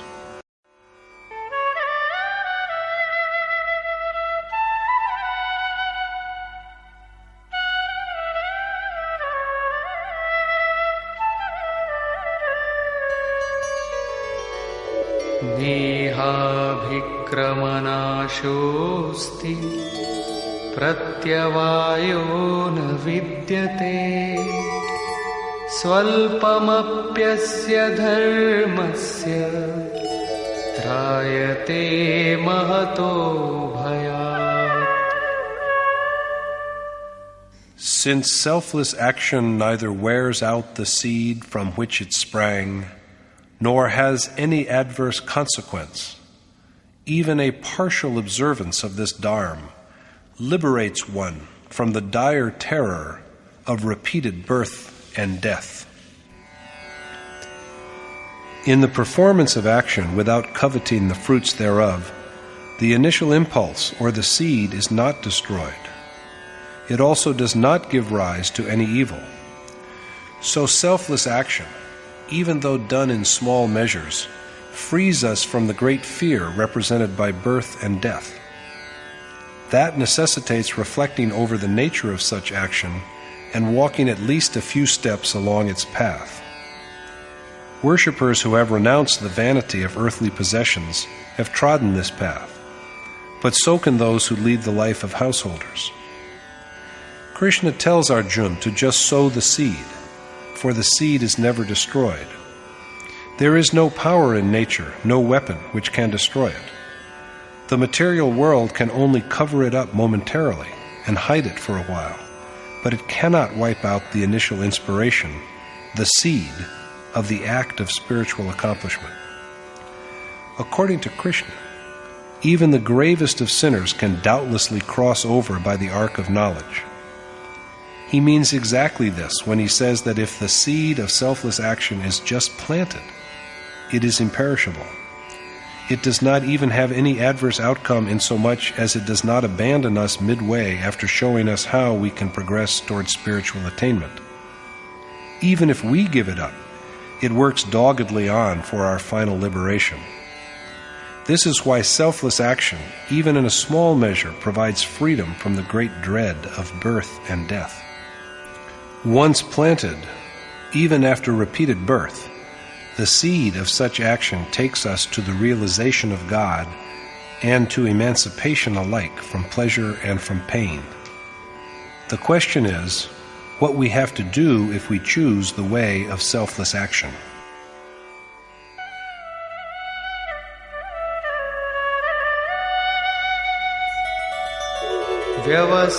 व्यवसायात्मिका बुद्धिः एकेह कुरु नन्दन बहुशाखा ह्यनन्ताश्च बुद्धयो व्यवसायिनाम्. On this auspicious path, O Kuru Nandan, Arjuna, the resolute mind is one, but the minds of the ignorant are divided and many. The mind, which is earnestly and firmly oriented to selfless action, is unified. Selfless action is only one, and its outcome is also one. Spiritual accomplishment is the only true achievement. The gradual realization of this attainment, by fighting against forces of the material world, is an enterprise. This enterprise and resolute action with a single goal are also one and the same. Then what about those who propagate more than one mode of action? In Krishna's view, they are not true worshippers. The minds of such men are endlessly divided, and that is why they conjure up endless ways. Yamimam pushpitam vacham pravadantya vipaschitah Vedavadarata partha nanyadastiti vadinah kamatmana swargapara janma karma phalapradam kriya vishesha bahulam bhogaishvarya gatim prati. Desire-ridden men, O Parth, who are given only to listening to Vedic promises of rewards for action, who believe that the attainment of heaven is the highest goal of temporal birth and its activities, and who speak pretentious words to describe the many rites and ceremonies that they regard as conducive to the achievements of worldly pleasure and power, are ignorant and bereft of discernment. The minds of such men are riddled with endless dissensions. Covetous and attached to the tempting promises made by Vedic verses, they regard heaven as the most sublime goal, and they believe in nothing beyond this. Such ignorant men not only devise numerous rites and ceremonies, the performance of which is expected to bring such rewards as the next birth, sensual enjoyment, and worldly dominion, but also flaunt them in flowery and affected language. To put it differently, the minds of men without discrimination have infinite divisions. They are addicted to precepts which promise fruits of action and accept the pledges of the Ved as final and authoritative. They regard heaven as the highest goal. Because their minds are split by many differences, they invent numerous modes of worship. They do speak of God, but behind the cover of His name, they build up a whole multitude of ritual ceremonies. Now, are these activities not a form of action? Krishna denies that these activities are true action. What then is true action? The question remains unanswered at this point. For the time being, Krishna only states that ignorant minds are divided minds, because of which they formulate an unlimited number of rites and ceremonies that are not real action. They not only expound them, but also give utterance to them in figurative language. Let us now see the effect of all this. Bhogaishvarya prasaktanam taya parhita chetasam vyavasayatmika buddhi samadhau na vidhiyate. Delighted by ornamental words and attached to worldly pleasures and dominance, men without discrimination have irresolute minds. Minds which are affected by the tempting words of such people are also corrupted, and they also fail to accomplish what is worthwhile. The people whose minds are enamored of such words, and who are attached to sensual enjoyment and temporal power, are deprived of their capacity for action. They are bereft of resolve for the true action that is a prerequisite of contemplation of the worshipped God. But who are the people that lend their ears to these unwise men? Of course, rather than being knowers of the self within and the Supreme Spirit without. They are the ones who are addicted to sensual pleasure and temporal power. The minds of such men are lacking in will for the action that is needed for the ultimate union of the self with the Supreme Spirit. What exactly is the meaning of the assertion that they too are mistaken who are blindly devoted to Vedic pronouncements? Krishna speaks about this.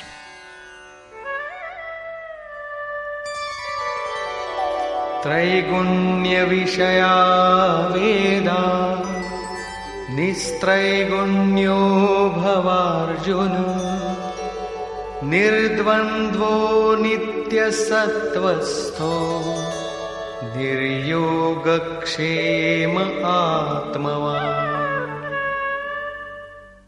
Since all the Ved, O Arjun, only illumine the three properties, you should rise above them.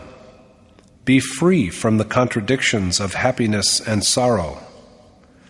Rest on that which is constant, and be unconcerned with getting what you do not have, as well as with protecting what you do have, in order to dedicate yourself to the self within. The Ved only illumine the three properties of nature. They know nothing of what is beyond them. So Arjuna should go beyond the sphere of action laid down by the Ved. How to do this? Krishna advises Arjuna to liberate himself from the conflicts of joy and sorrow, concentrate on the one changeless reality, and desire neither the unobtained nor the obtained, so that he may devote himself single-mindedly to the indwelling self. This is how he can rise above the Ved. But is there any precedence of anyone going beyond them? Krishna says that as a man transcends the Ved, even so he comes face to face with the Supreme Spirit, and that the man who is aware of him is a true Vipra, a Brahman.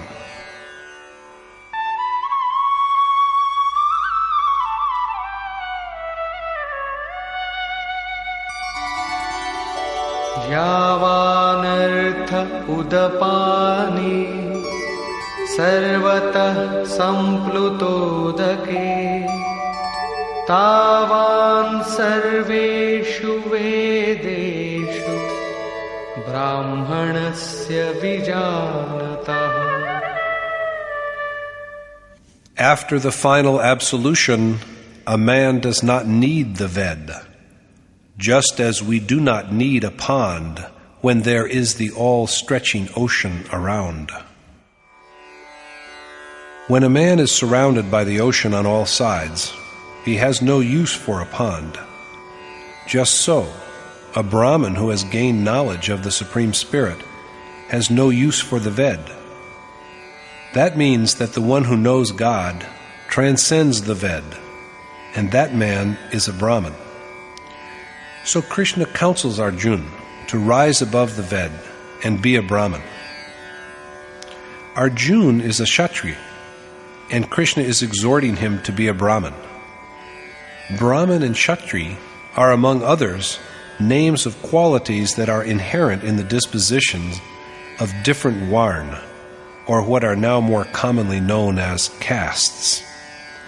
But the Varna tradition is originally, as we have already seen, action-oriented, rather than a social provision determined by birth. What use has he for a petty pond who has availed himself of the crystal current of the Ganga? Some use a pond for ablution, while others wash their cattle in it. A sage who has known God by direct perception has the same kind of use for the Ved. They are undoubtedly useful. The Ved exists for stragglers who lag behind. Further elucidation of the problem begins from this point. Subsequently, Krishna expounds the precautions to be observed in the performance of action.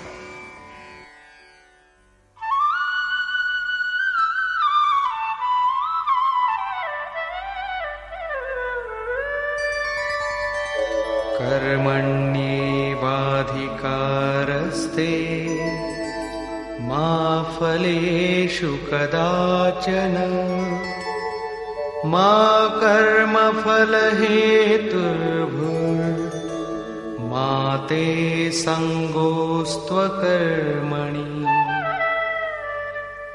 Since you are entitled only to the performance of action, but never to the fruits thereof, you should neither desire rewards of action, nor be drawn to inaction. Arjuna, Krishna says, has the right to action, but not to its results. So Arjuna should persuade himself that fruits of action simply do not exist. He should not covet these fruits, and neither should he grow disillusioned with action. So far, Krishna has first used the term action, karma, meaning both action and its consequence, in the 39th verse of the chapter. But he has not indicated what this karma is and how to perform it. He has, however, described its characteristic traits. First, he has told Arjuna that by the performance of action, he will be freed from the bonds of action. Second, he has then said that the seed or initial impulse of action is indestructible. Once it is initiated, nature has no means to destroy it. Third, there is, Arjuna has been told, not even the slightest flaw in this action, for it never abandons us while we are stranded amidst the temptations of celestial pleasures and worldly affluence. Fourth, performance of this action, even in small proportions, can emancipate us from the great fear of birth and death. But, as is evident from the summary above, Krishna has not so far defined action. As for the way of doing it, he has said in the 41st verse, "The mind which is resolved to do this action is only one, and the way of doing it is also only one." Does it mean, then, that people engaged in other multifarious activities are not really engaged in the worship of God? According to Krishna, the activities of such people are not action. Explaining why it is so, he adds that the minds of men without discernment are riven by endless divisions, because of which they tend to invent and elaborate an unlimited number of rites and ceremonies. So they are not true worshippers. They use pretentious and ornate language to describe these rites and ceremonies. So that man's mind is also poisoned who is lured by the charm of their words. The ordained action is therefore only one, although we have not yet been told what precisely it is. In the 47th verse, Krishna has told Arjuna that he has a right to action but not to its fruits. So Arjuna should not desire these fruits. At the same time, he ought not to lose faith in the performance of action. In other words, he should be constantly and devotedly engaged in its performance. But Krishna has not yet said what this action is. Verse is usually interpreted as meaning, "Do whatever you wish, only do not desire its fruits." That is, say those who interpret the verse thus, what selfless action is all about. In fact, however, Krishna has not so far told us what this action is that men are required to do. He has so far elaborated only its characteristics, what the gains from it are, and the precautions that have to be observed in the course of its performance. Yet the question of what exactly selfless action is has so far remained unanswered. It is, in fact, answered only in chapters 3 and 4. Krishna again reverts to what he has already said.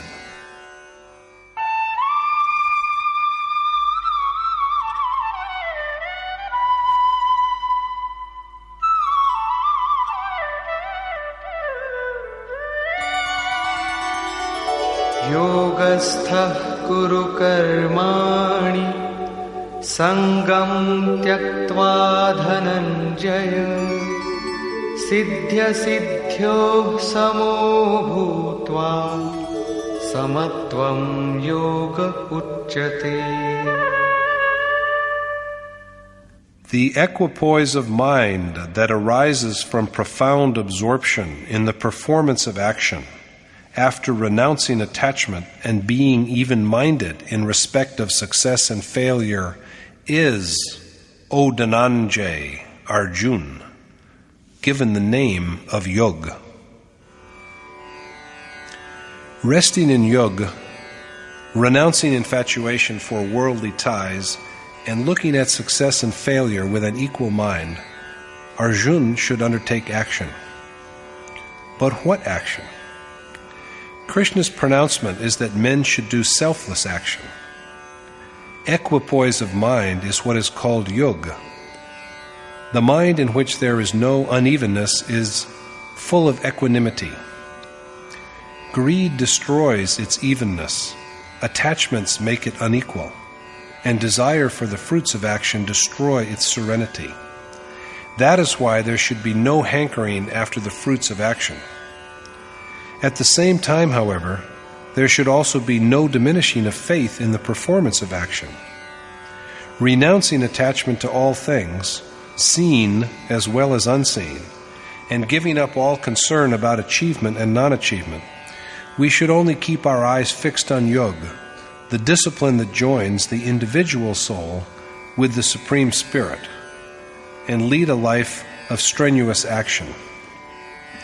Yoga is thus the state of culmination, but it is also the initial stage. At the outset, our eyes should be fixed on the goal. It is for this reason that we should act keeping our eyes on yoga. Equanimity of mind is also named yoga. When the mind cannot be shaken by failure and success, and nothing can destroy its evenness, it is said to be in the state of yoga. It cannot then be moved by passion. Such a state of mind enables the soul to identify himself with God. This is another reason why this state is called Samatva Yoga, the discipline that makes the mind full of equanimity. Since there is in such a state of mind complete renunciation of desire, it is also called the way of selfless action, Nishkam Karm Yoga.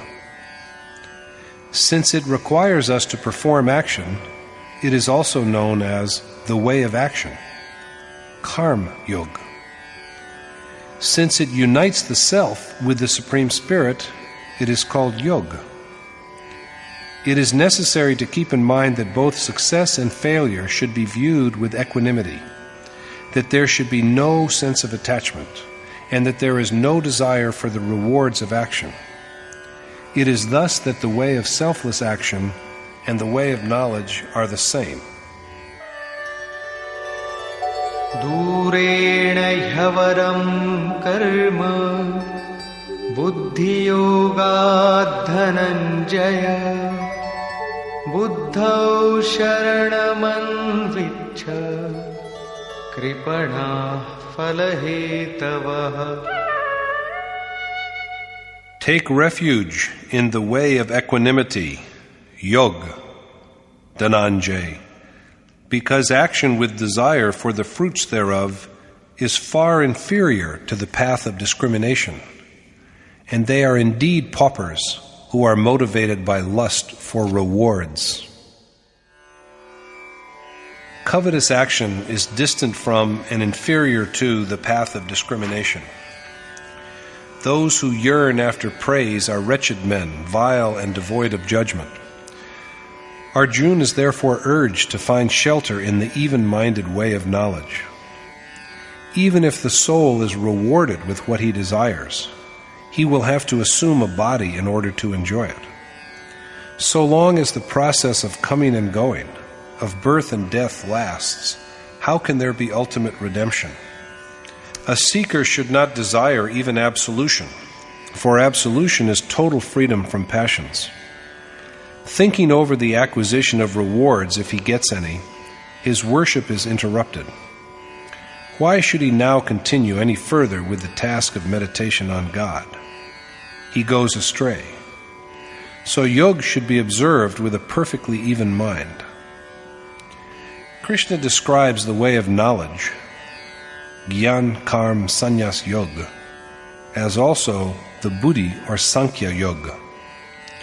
He suggests to Arjuna that he has attempted to enlighten him on the nature of discrimination in its relation to the way of knowledge. In truth, the only difference between the two is that of attitude. In the one has to proceed only after making a proper examination of the constructive and negative aspects of the undertaking, while in the other also, equanimity has to be preserved. So it is also called the way of equanimity and discrimination, Samatva Buddhi Yoga. Because of this, and because men possessed of desire for rewards are reduced to miserable wretchedness, Arjuna is advised to find shelter in the way of knowledge.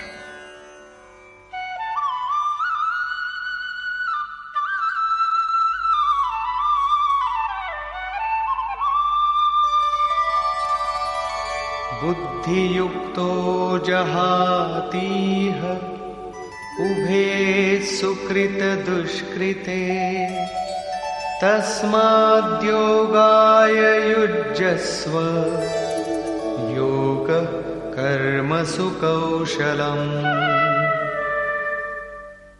As the soul endowed with a mind of equanimity renounces both meritorious and evil deeds in this world itself, and the art of acting with equipoise is yoga, the endeavor to master the way of equanimity, of discrimination, is samatva yoga. Stoic minds give up both the sacred and the sinful in this life itself. They adopt an attitude of detachment to both. So Arjuna should strive for the equanimity of mind that is derived from the way of knowledge. Yoga is the skill of acting with equipoise. Two attitudes towards action prevail in the world. If people do a work, they also wish for its fruits. If there are no rewards, they may not even like to work. But Yogeshwar Krishna regards such action as bondage and states that worship of the one God is the only worthwhile action. In the present chapter, he has only named action. Its definition is given in the 9th verse of chapter 3, and its nature is dwelt upon at length in chapter 4. In the verse about to be quoted, the skill of acting in freedom from worldly customs is that we should perform action and do it with dedication, but at the same time with voluntary renunciation of any right to its fruits. However, it is but natural to be curious about what will become of these fruits. But of course, there is no doubt that selfless action is the right way of action. The whole energy of the desireless worshipper is then directed to his action. The human body is meant for worship of God. At the same time, though, one would like to know whether one has just always to go on acting, or whether the performed action will also produce some result. Krishna now dwells upon this problem. Karmajam buddhiyukta hi phalam tyaktva manishinah janma bandha vinirmukta padam gacchantya-namayam. Renouncing all desire for the fruits of their action, and thus freed from the bondage of birth, wise men who are skilled in the way of equanimity and discrimination achieve the pure, immortal state. Wise men endowed with the yoga of discrimination renounce the fruits arising from their action and are liberated from the bondage of birth and death. They achieve the pure, immortal state of oneness with God. Application of intellect is categorized here into three kinds. First, by the way of discrimination, in verses 31 to 39. This yields two results: divine riches and ultimate bliss. Second, by the way of selfless action, in verses 39 to 51, which produces only one consequence: liberation from the dire terror of repeated birth and death by attaining immaculate, indestructible oneness with God. These are the only two ways described for true yoga. The third type of application of intellect is done by the ignorant, who are engaged in other endless modes of action and who fall into the cycles of repeated birth and death according to their deeds. Arjuna's vision is limited only to acquisition of sovereignty over the three worlds and even over gods. But even for the sake of these, he is not inclined to war. At this point, Krishna reveals to him the truth that a man can attain to the immortal state through selfless action. The way of selfless action also provides access to the highest state of being, which death cannot break into. At what point, though, will a man be inclined to the performance of such action?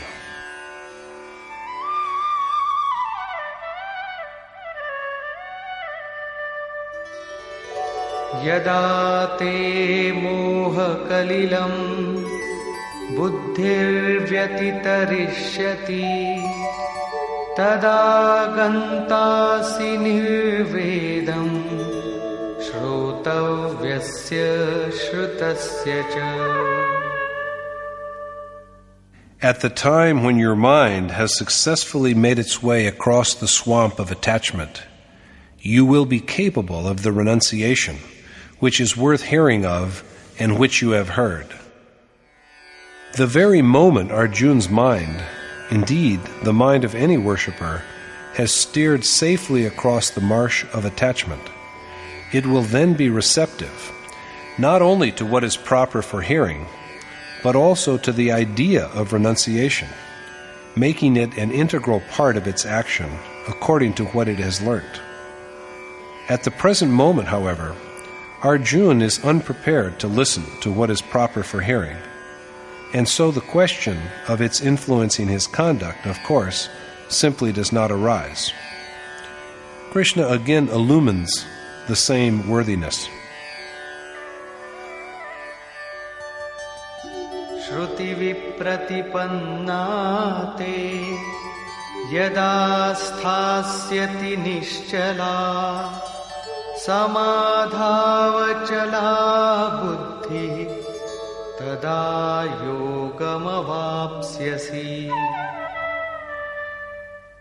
When your mind, now shaken by the conflicting precepts of the Ved, achieves a changeless and constant existence within the being of Supreme Spirit, you will then attain to immortal state through profound meditation.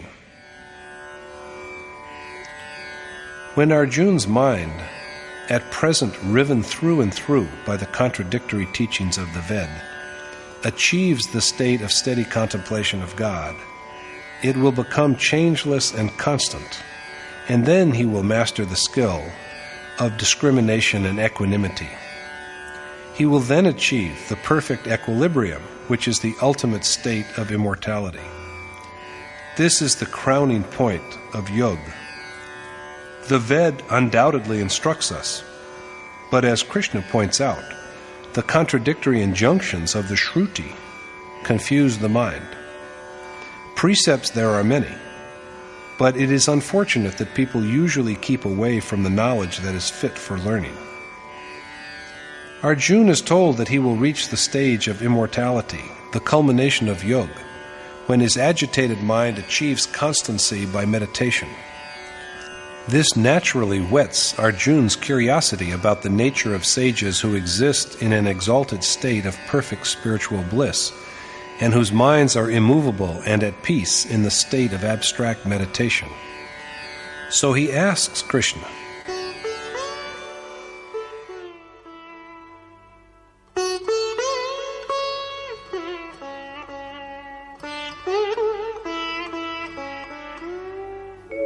स्थितप्रज्ञस्य का भाषा समाधिस्थस्य केशव स्थितधिः किं प्रभाषेत किमासीत व्रजेत किम्. Arjuna said, "What, O Keshav, is the mark of the man who has attained to the state of true meditation and equanimity of mind? And how does this man with firm discrimination speak, sit, and walk?" That soul which has resolved his doubts is in the state of samadhi, or perfect absorption of thought, in the Supreme Spirit, the one worthy object of meditation. One who has achieved equanimity and discrimination by identification with the eternal essence, which has neither a beginning nor an end, is said to be in the state of abstract contemplation of the nature of the Supreme Spirit. Arjuna asks Krishna for the qualities of the man with a mind of equanimity engaged in such contemplation. How does a man with steadfast wisdom speak? How does he sit? What is his gait? Arjuna has thus asked 4 questions. Thereupon Krishna says,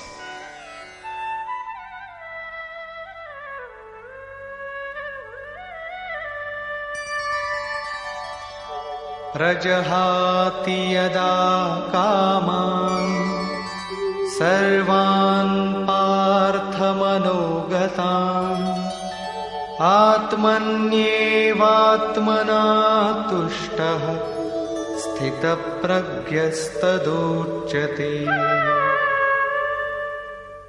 The Lord said, "A man is then said to be steadfast in mind when he has renounced all the desires of his mind and achieved contentment of the self through the self." When a man has renounced all his desires and achieved his soul's contentment through the contemplation of his soul, he is said to be a man of firm discernment. This self is apprehended only through complete abandonment of passion. The sage who has viewed the ineffable beauty of his self and found perfect satisfaction in him is the man with a steady judgment.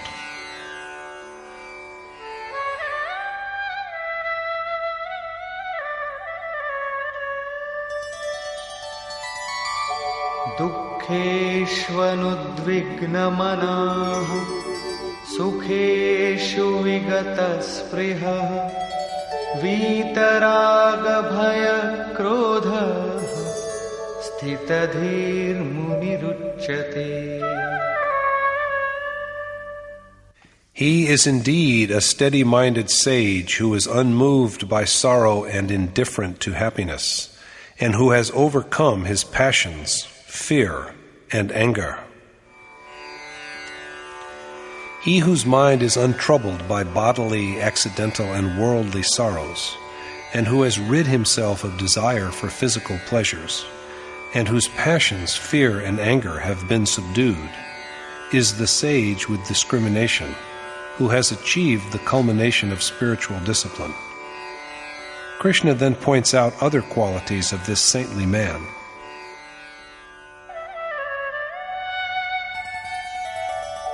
यः सर्वत्रानभिस्नेहः तत्तत्प्राप्य शुभाशुभम् नाभिनन्दति न द्वेष्टि तस्य प्रज्ञा प्रतिष्ठिता. That man has a steady mind who is entirely free from attachment, and who neither gloats over success nor abhors failure. That man has a firm wisdom who is totally free from infatuation, and who neither welcomes good fortune nor repudiates misfortune. That alone is auspicious which draws a soul to the being of God, whereas that which pulls the mind to temptations of the material world is inauspicious. The man of discrimination is not too happy in favorable circumstances, and he also does not scorn adversities. because neither is the object which is fit for attainment different from him, nor is there for him any evil that may sully the purity of his mind. That is to say, that he has now no need for further striving. Yada samharate chayam kurmonganiva sarvashah indriyani indriyarthebhyah tasya pragya pratisthita.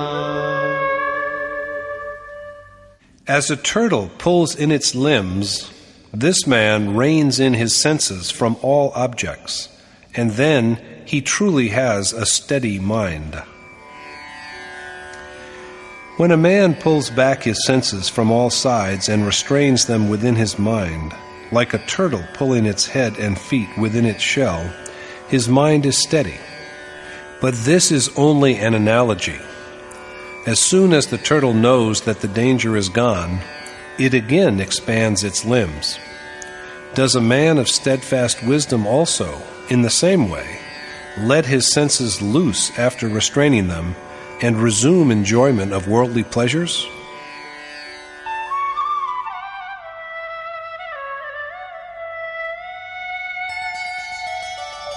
Vishaya vinivartante niraharasya dehinah rasavarjam rasopyasya param drishtva nivartate.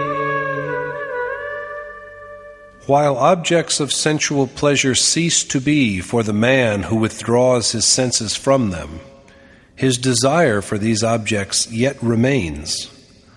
But the desires of the man of discrimination are completely erased by his perception of God.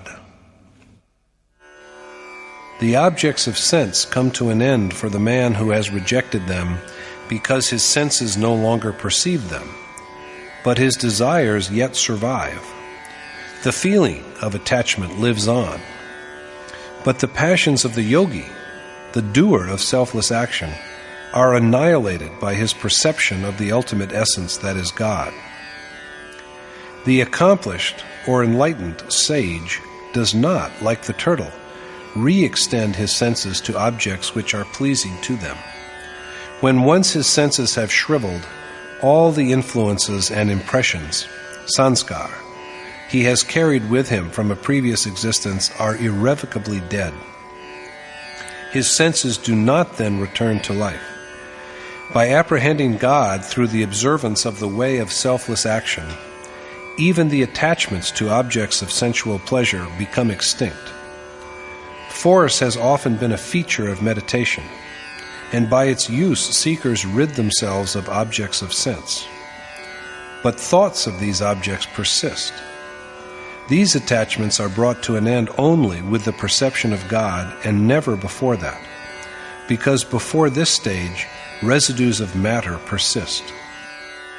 In this connection, my most revered teacher, Sri Parma Anandji, used to cite an event from his own life. He had heard 3 voices from heaven when he was about to give up home. We respectfully asked him why these voices from heaven came to him alone. There had not been any for us. He replied that he too had had the same doubt. But then he had an intuition that he had been an ascetic during his last 7 births. During the first 4 of these, he had only roamed about garbed in a holy man's paraphernalia, with a sandal paste mark on his forehead, ash rubbed on his body, and carrying the water pot used by ascetics. He had then lived in ignorance of yoga. But during the last 3 births, he had been a true saint, as such a soul should be, and there was now the awakening of the way of yoga in him. In the last life, final liberation had been almost at hand, and the end was in view, but a couple of his desires had remained. Although he had firmly controlled his outward body, there were these passions within him. That was why he had to go through yet another birth. And in this birth, within a limited time, God had freed him from all his passions, rendered him 2 resounding slaps, as it were, by providing him with all sights and sounds, and made him a true ascetic. Krishna means precisely the same when he proclaims that although a man's association with objects of sense ends when he restrains them from reacting to these objects, he is rid of desire for these objects only when he knows his own self as the identical God through meditation. So we have to act until we have achieved this perception. Goswami Tulsidas has also said that at first there are passions in the heart, which are swept away only by true devotion to God. Krishna speaks about how difficult it is to withdraw the senses from their objects.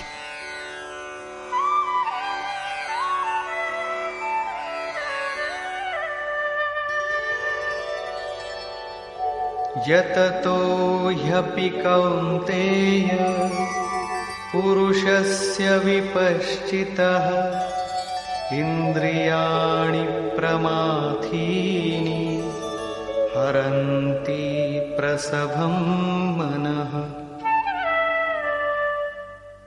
तानि सर्वाणि संयम्य युक्त आसीत मत्परः वशे हि यस्येन्द्रियाणि तस्य प्रज्ञा प्रतिष्ठिता. O son of Kunti, men ought to subdue their senses, which seize forcibly even wise and striving minds, and devote themselves to me with perfect concentration, because only that man's mind is unwavering who has achieved control of his senses. Mutinous senses ravish even discerning and active minds, and undo their steadiness. So with full control over his senses, equipped with yoga and devotion, Arjuna should find shelter in God, of whom Krishna is an incarnation, for that man alone has a firm mind who has subdued his senses. Here, Yogeshwar Krishna explains what ought to be prevented in the course of worship, as also the components of spiritual seeking which it is the duty of men to undertake. Restraint and prohibition alone cannot subdue the senses. Along with negation of senses, there must also be incessant contemplation of the desired God. In the absence of such reflection, the mind will be preoccupied with material objects, the evil consequence of which we see in the words of Krishna himself.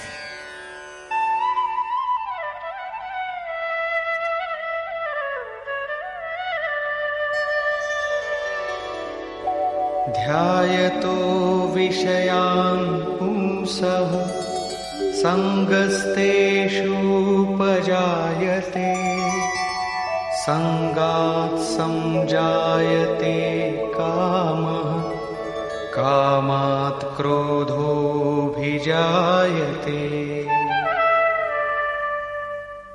They whose thoughts are of sensual objects are attached to them. Attachment gives rise to desires, and anger is born when these desires are obstructed. The feeling of attachment persists in men who have not yet got over their concern with the objects of sense. Desire is born from attachment, and there is anger when there is an obstacle in the way of satisfaction of desire. And what does the feeling of anger give rise to?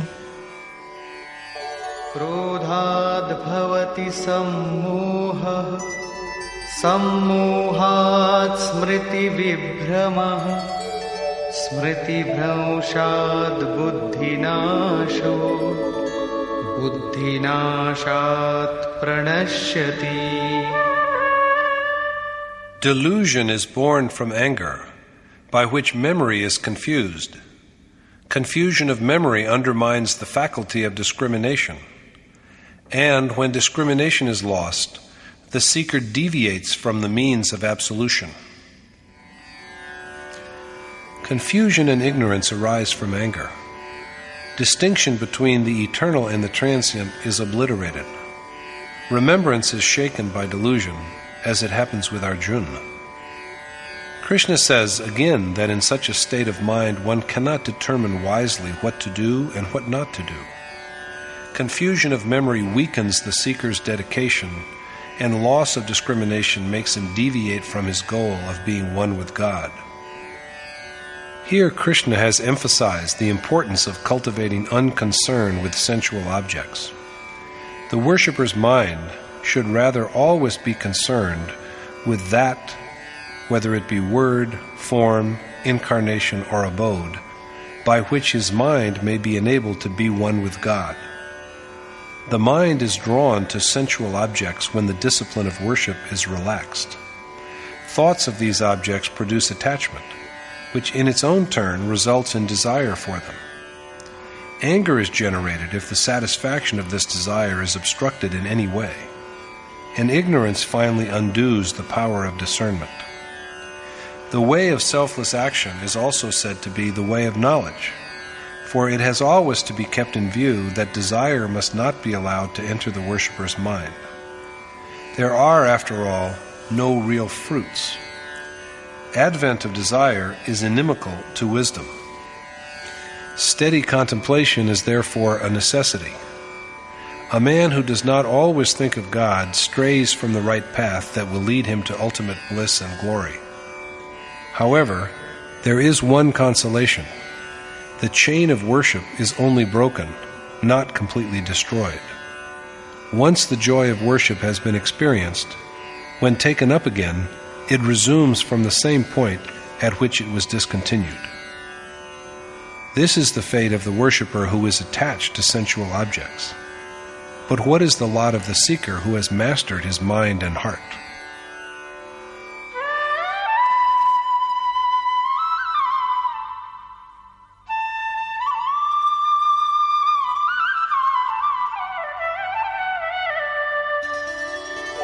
रागद्वेषवियुक्तैस्तु विषयानिन्द्रियैश्चरन् आत्मवश्यैर्विधेयात्मा प्रसादमधिगच्छति. But that man achieves spiritual tranquility who has mastered his mind, and who remains unaffected by sense objects, although he may be roaming amidst them, because his senses are properly restrained. Possessed of the means of spiritual realization, the sage who has experienced an intuitive perception of the identity of self and the Supreme Spirit achieves the state of the most sublime peace, because he has subdued his senses and therefore remained untouched by their objects, even though he may be wandering in their midst. No prohibitions are needed for such a man. There is for him nothing unpropitious anywhere against which he should fight and defend himself. There is also for him no good for which he should yearn.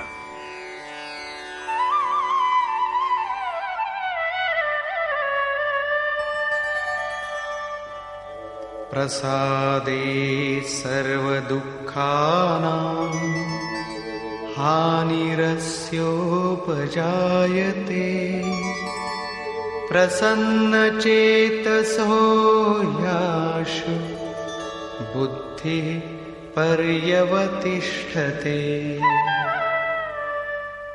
After realizing the ultimate repose, all the seeker's sorrows disappear, and the blissful mind of such a man quickly grows in firmness. Blessed with a vision of God's ineffable glory and His divine grace, all the worshipper's griefs, the temporal world and its objects, which are the abode of all sorrows, vanish, and his power of discrimination grows strong and steady. Hereafter, Krishna dwells upon the lot of those who have not achieved the saintly condition. Nasti buddhirayuktasya na chayuktasya bhavana na chabhavayatah shanti ashantasya kutah sukham. A man without spiritual accomplishment has no wisdom nor true faith. How can such men be happy? A man who has not undertaken meditation is devoid of selfless, action-oriented wisdom. This impoverished man is even deficient in the feeling of devotion to the all-pervading Spirit. How can such a man, without an awareness of the self within and the God without, be at peace? And how can he, without peace, experience happiness? There can be no devotion without knowing the object of devotion, and knowledge comes from contemplation. Without devotion, there can be no peace, and a man with a disturbed mind cannot experience happiness, much less the state of changeless, eternal bliss.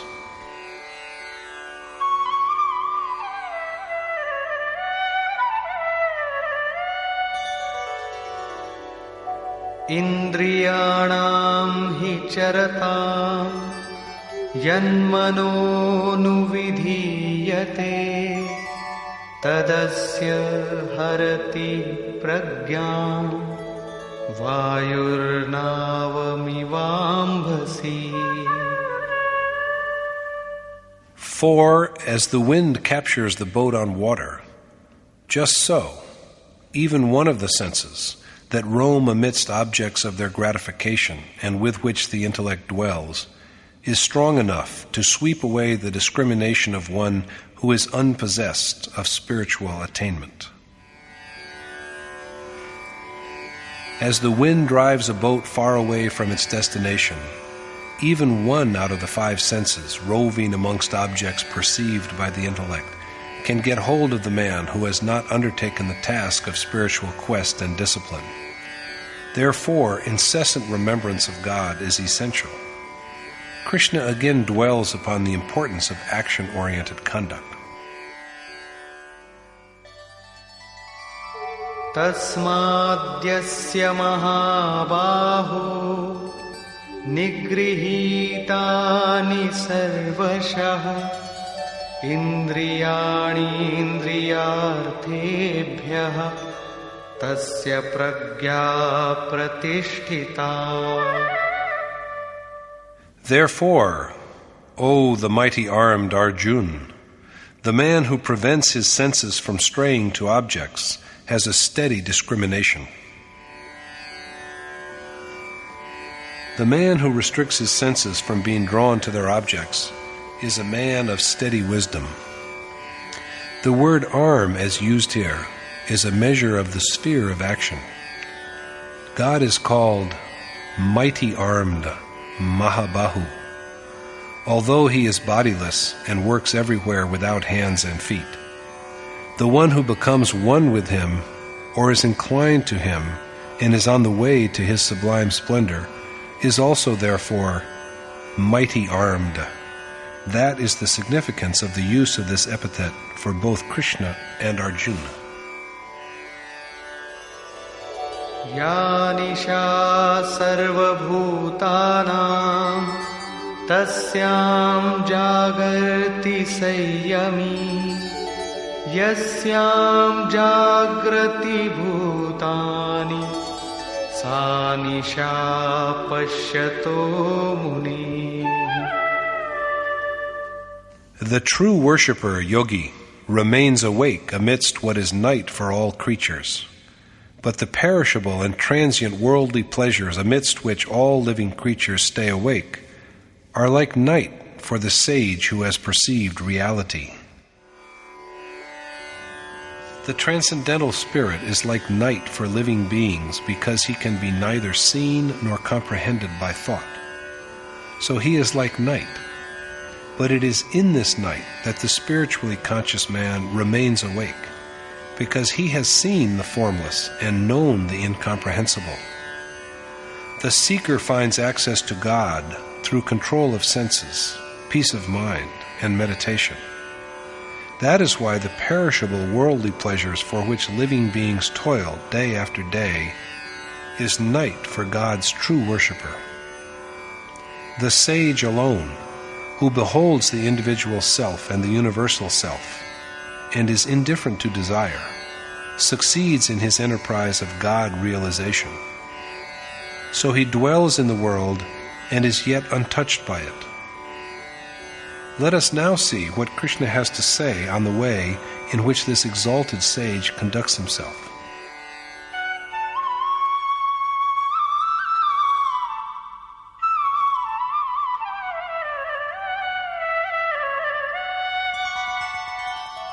आपूर्यमाणमचलप्रतिष्ठम् समुद्रमापः प्रविशन्ति यद्वत् तद्वत् कामायं प्रविशन्ति सर्वे स शान्तिमाप्नोति न कामकामी.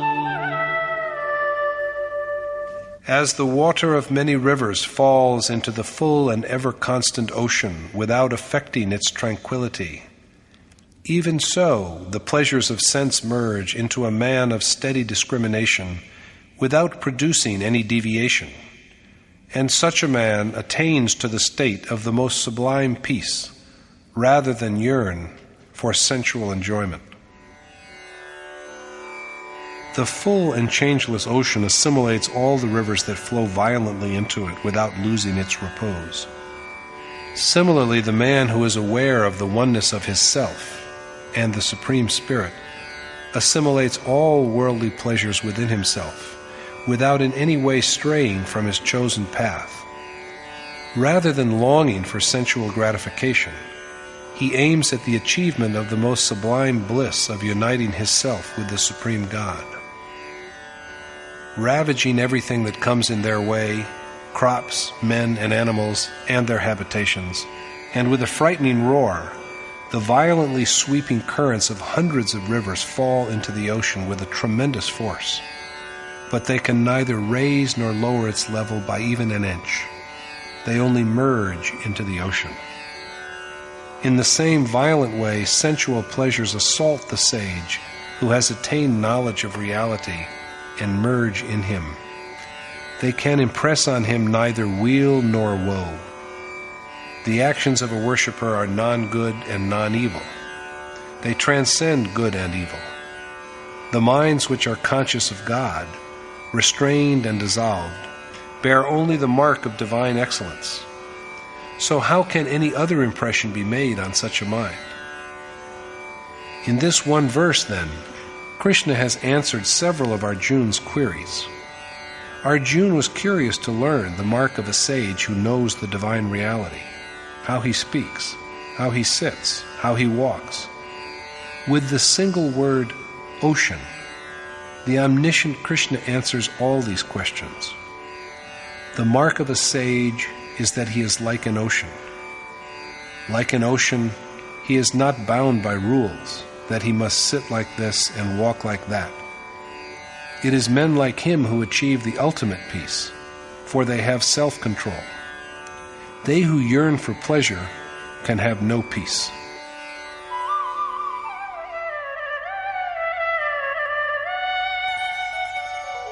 Vihaya kamanyah sarvan pumanscharati nispruhah nirmamo nirahankarah sashantimadhigacchati. The man who has renounced all desire and who conducts himself without ego, arrogance, and attachment is the one who achieves peace. Men who have given up all desire and whose actions are entirely free from the feelings of I and mine realize the ultimate peace beyond which there is nothing to strive for and achieve.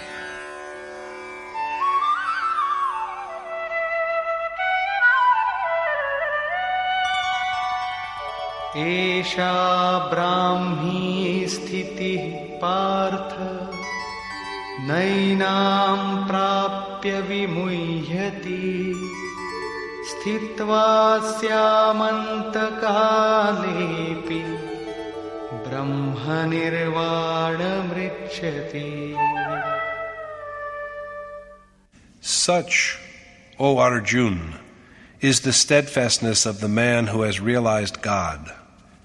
After attaining to this state, he subdues all temptation, and resting firmly in his faith, with his death, he continues in this state of rapture of the union of his self with God. Such is the state of one who has realized God.